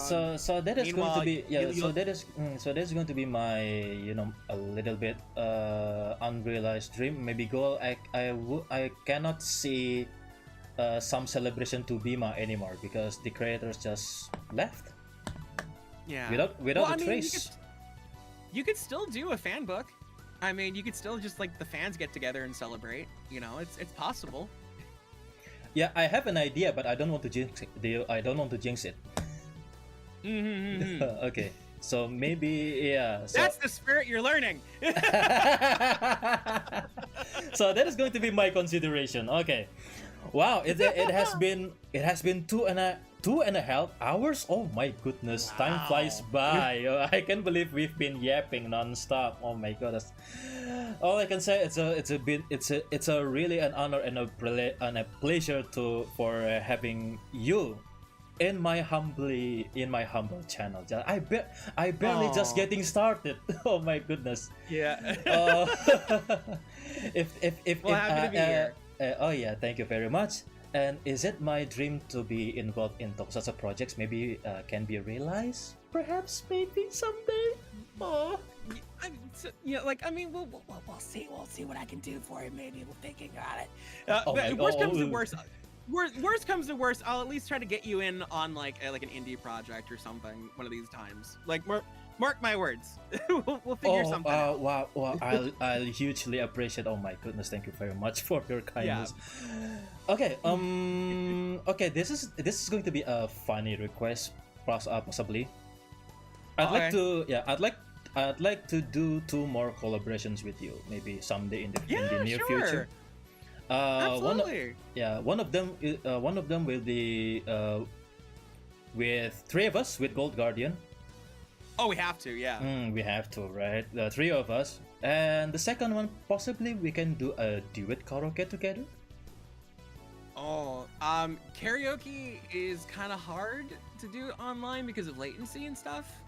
But we can definitely do a like if we were gonna do like a pre-recorded thing, I would totally mind doing a duet with you for sure. Well, I have tested it with Gold Guardian on Discord. It can be done as long as we don't actually sing together. We can just taking turns. Oh, okay. Yeah, we can just taking turns. Yeah, because we tested. We learned it. Yeah, we learned it the hard way when we tried to sing Storm together. Oh. And the latency and the synchronizing was a nightmare. So I think maybe it's not. Yeah, maybe we should let's just straight up just do like a pre-recorded duet. I think that would work. I think that would be wonderful. Or we'll tell you what. Let me know and we'll figure something out. I feel like we can definitely work something out together for that. All right, I hugely appreciate it. Thank you very much. Okay, Gold, prepare for our 3-way a 3-way discussion with 3 of us. Oh, we're just gonna annoy the heck out of everybody. I'm sure. Yeah, we get along nicely, and of course, Gold Guardian and you will get along very well. Yeah.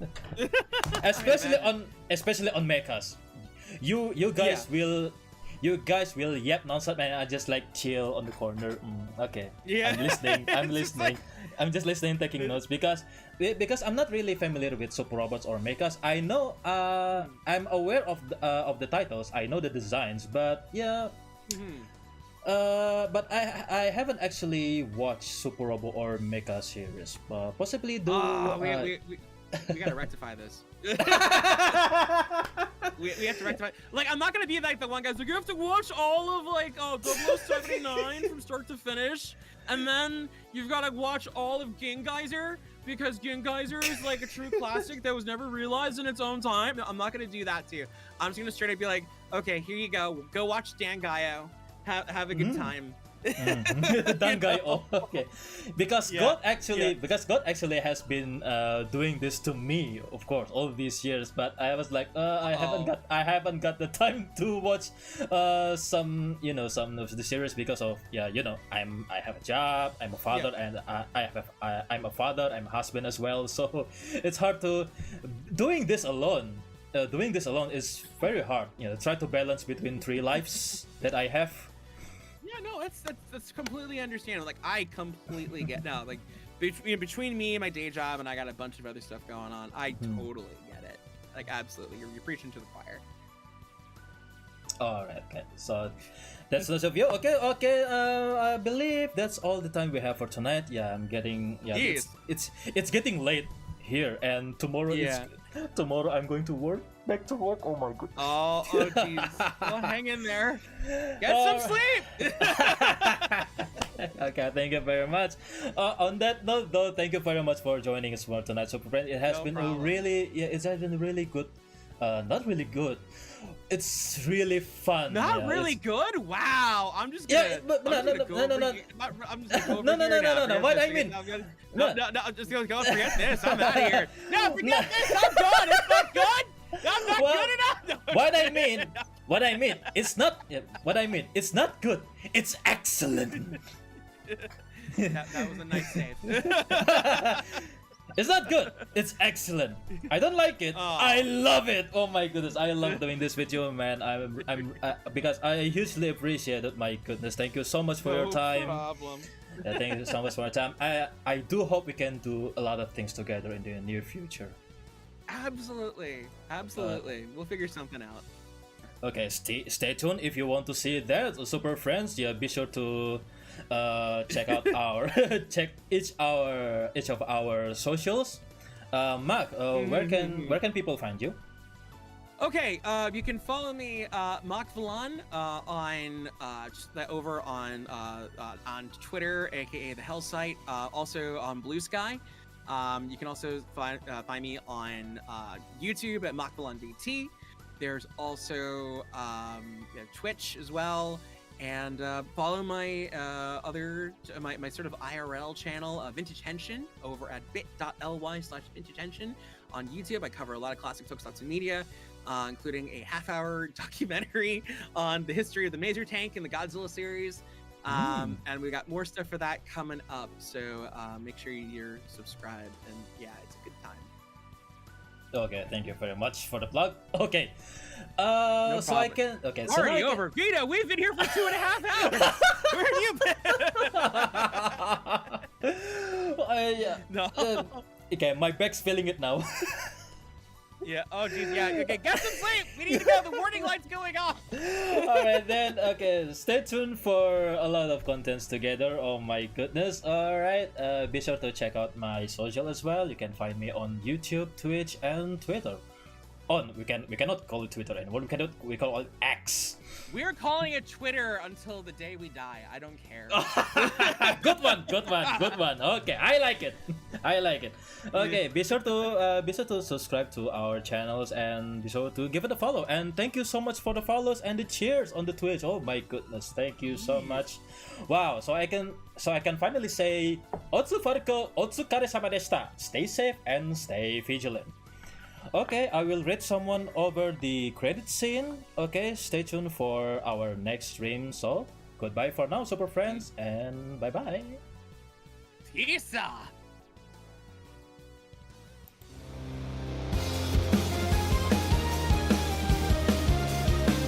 Okay, for the race. Okay, what do we have here?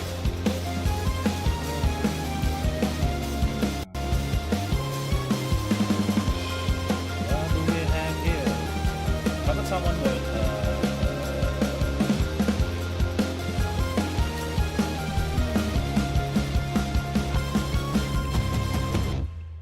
Can I just read Tokusatsu?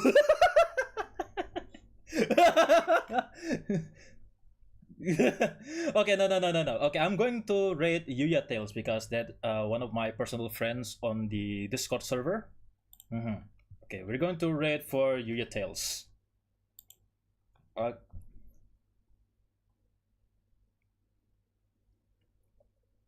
You know what? I'm going to rate Yuya Tales. Okay. Okay. I'm going to rate it in 5, 4, 3, 2, 1. Okay, see you next time, Super Friends. Bye bye.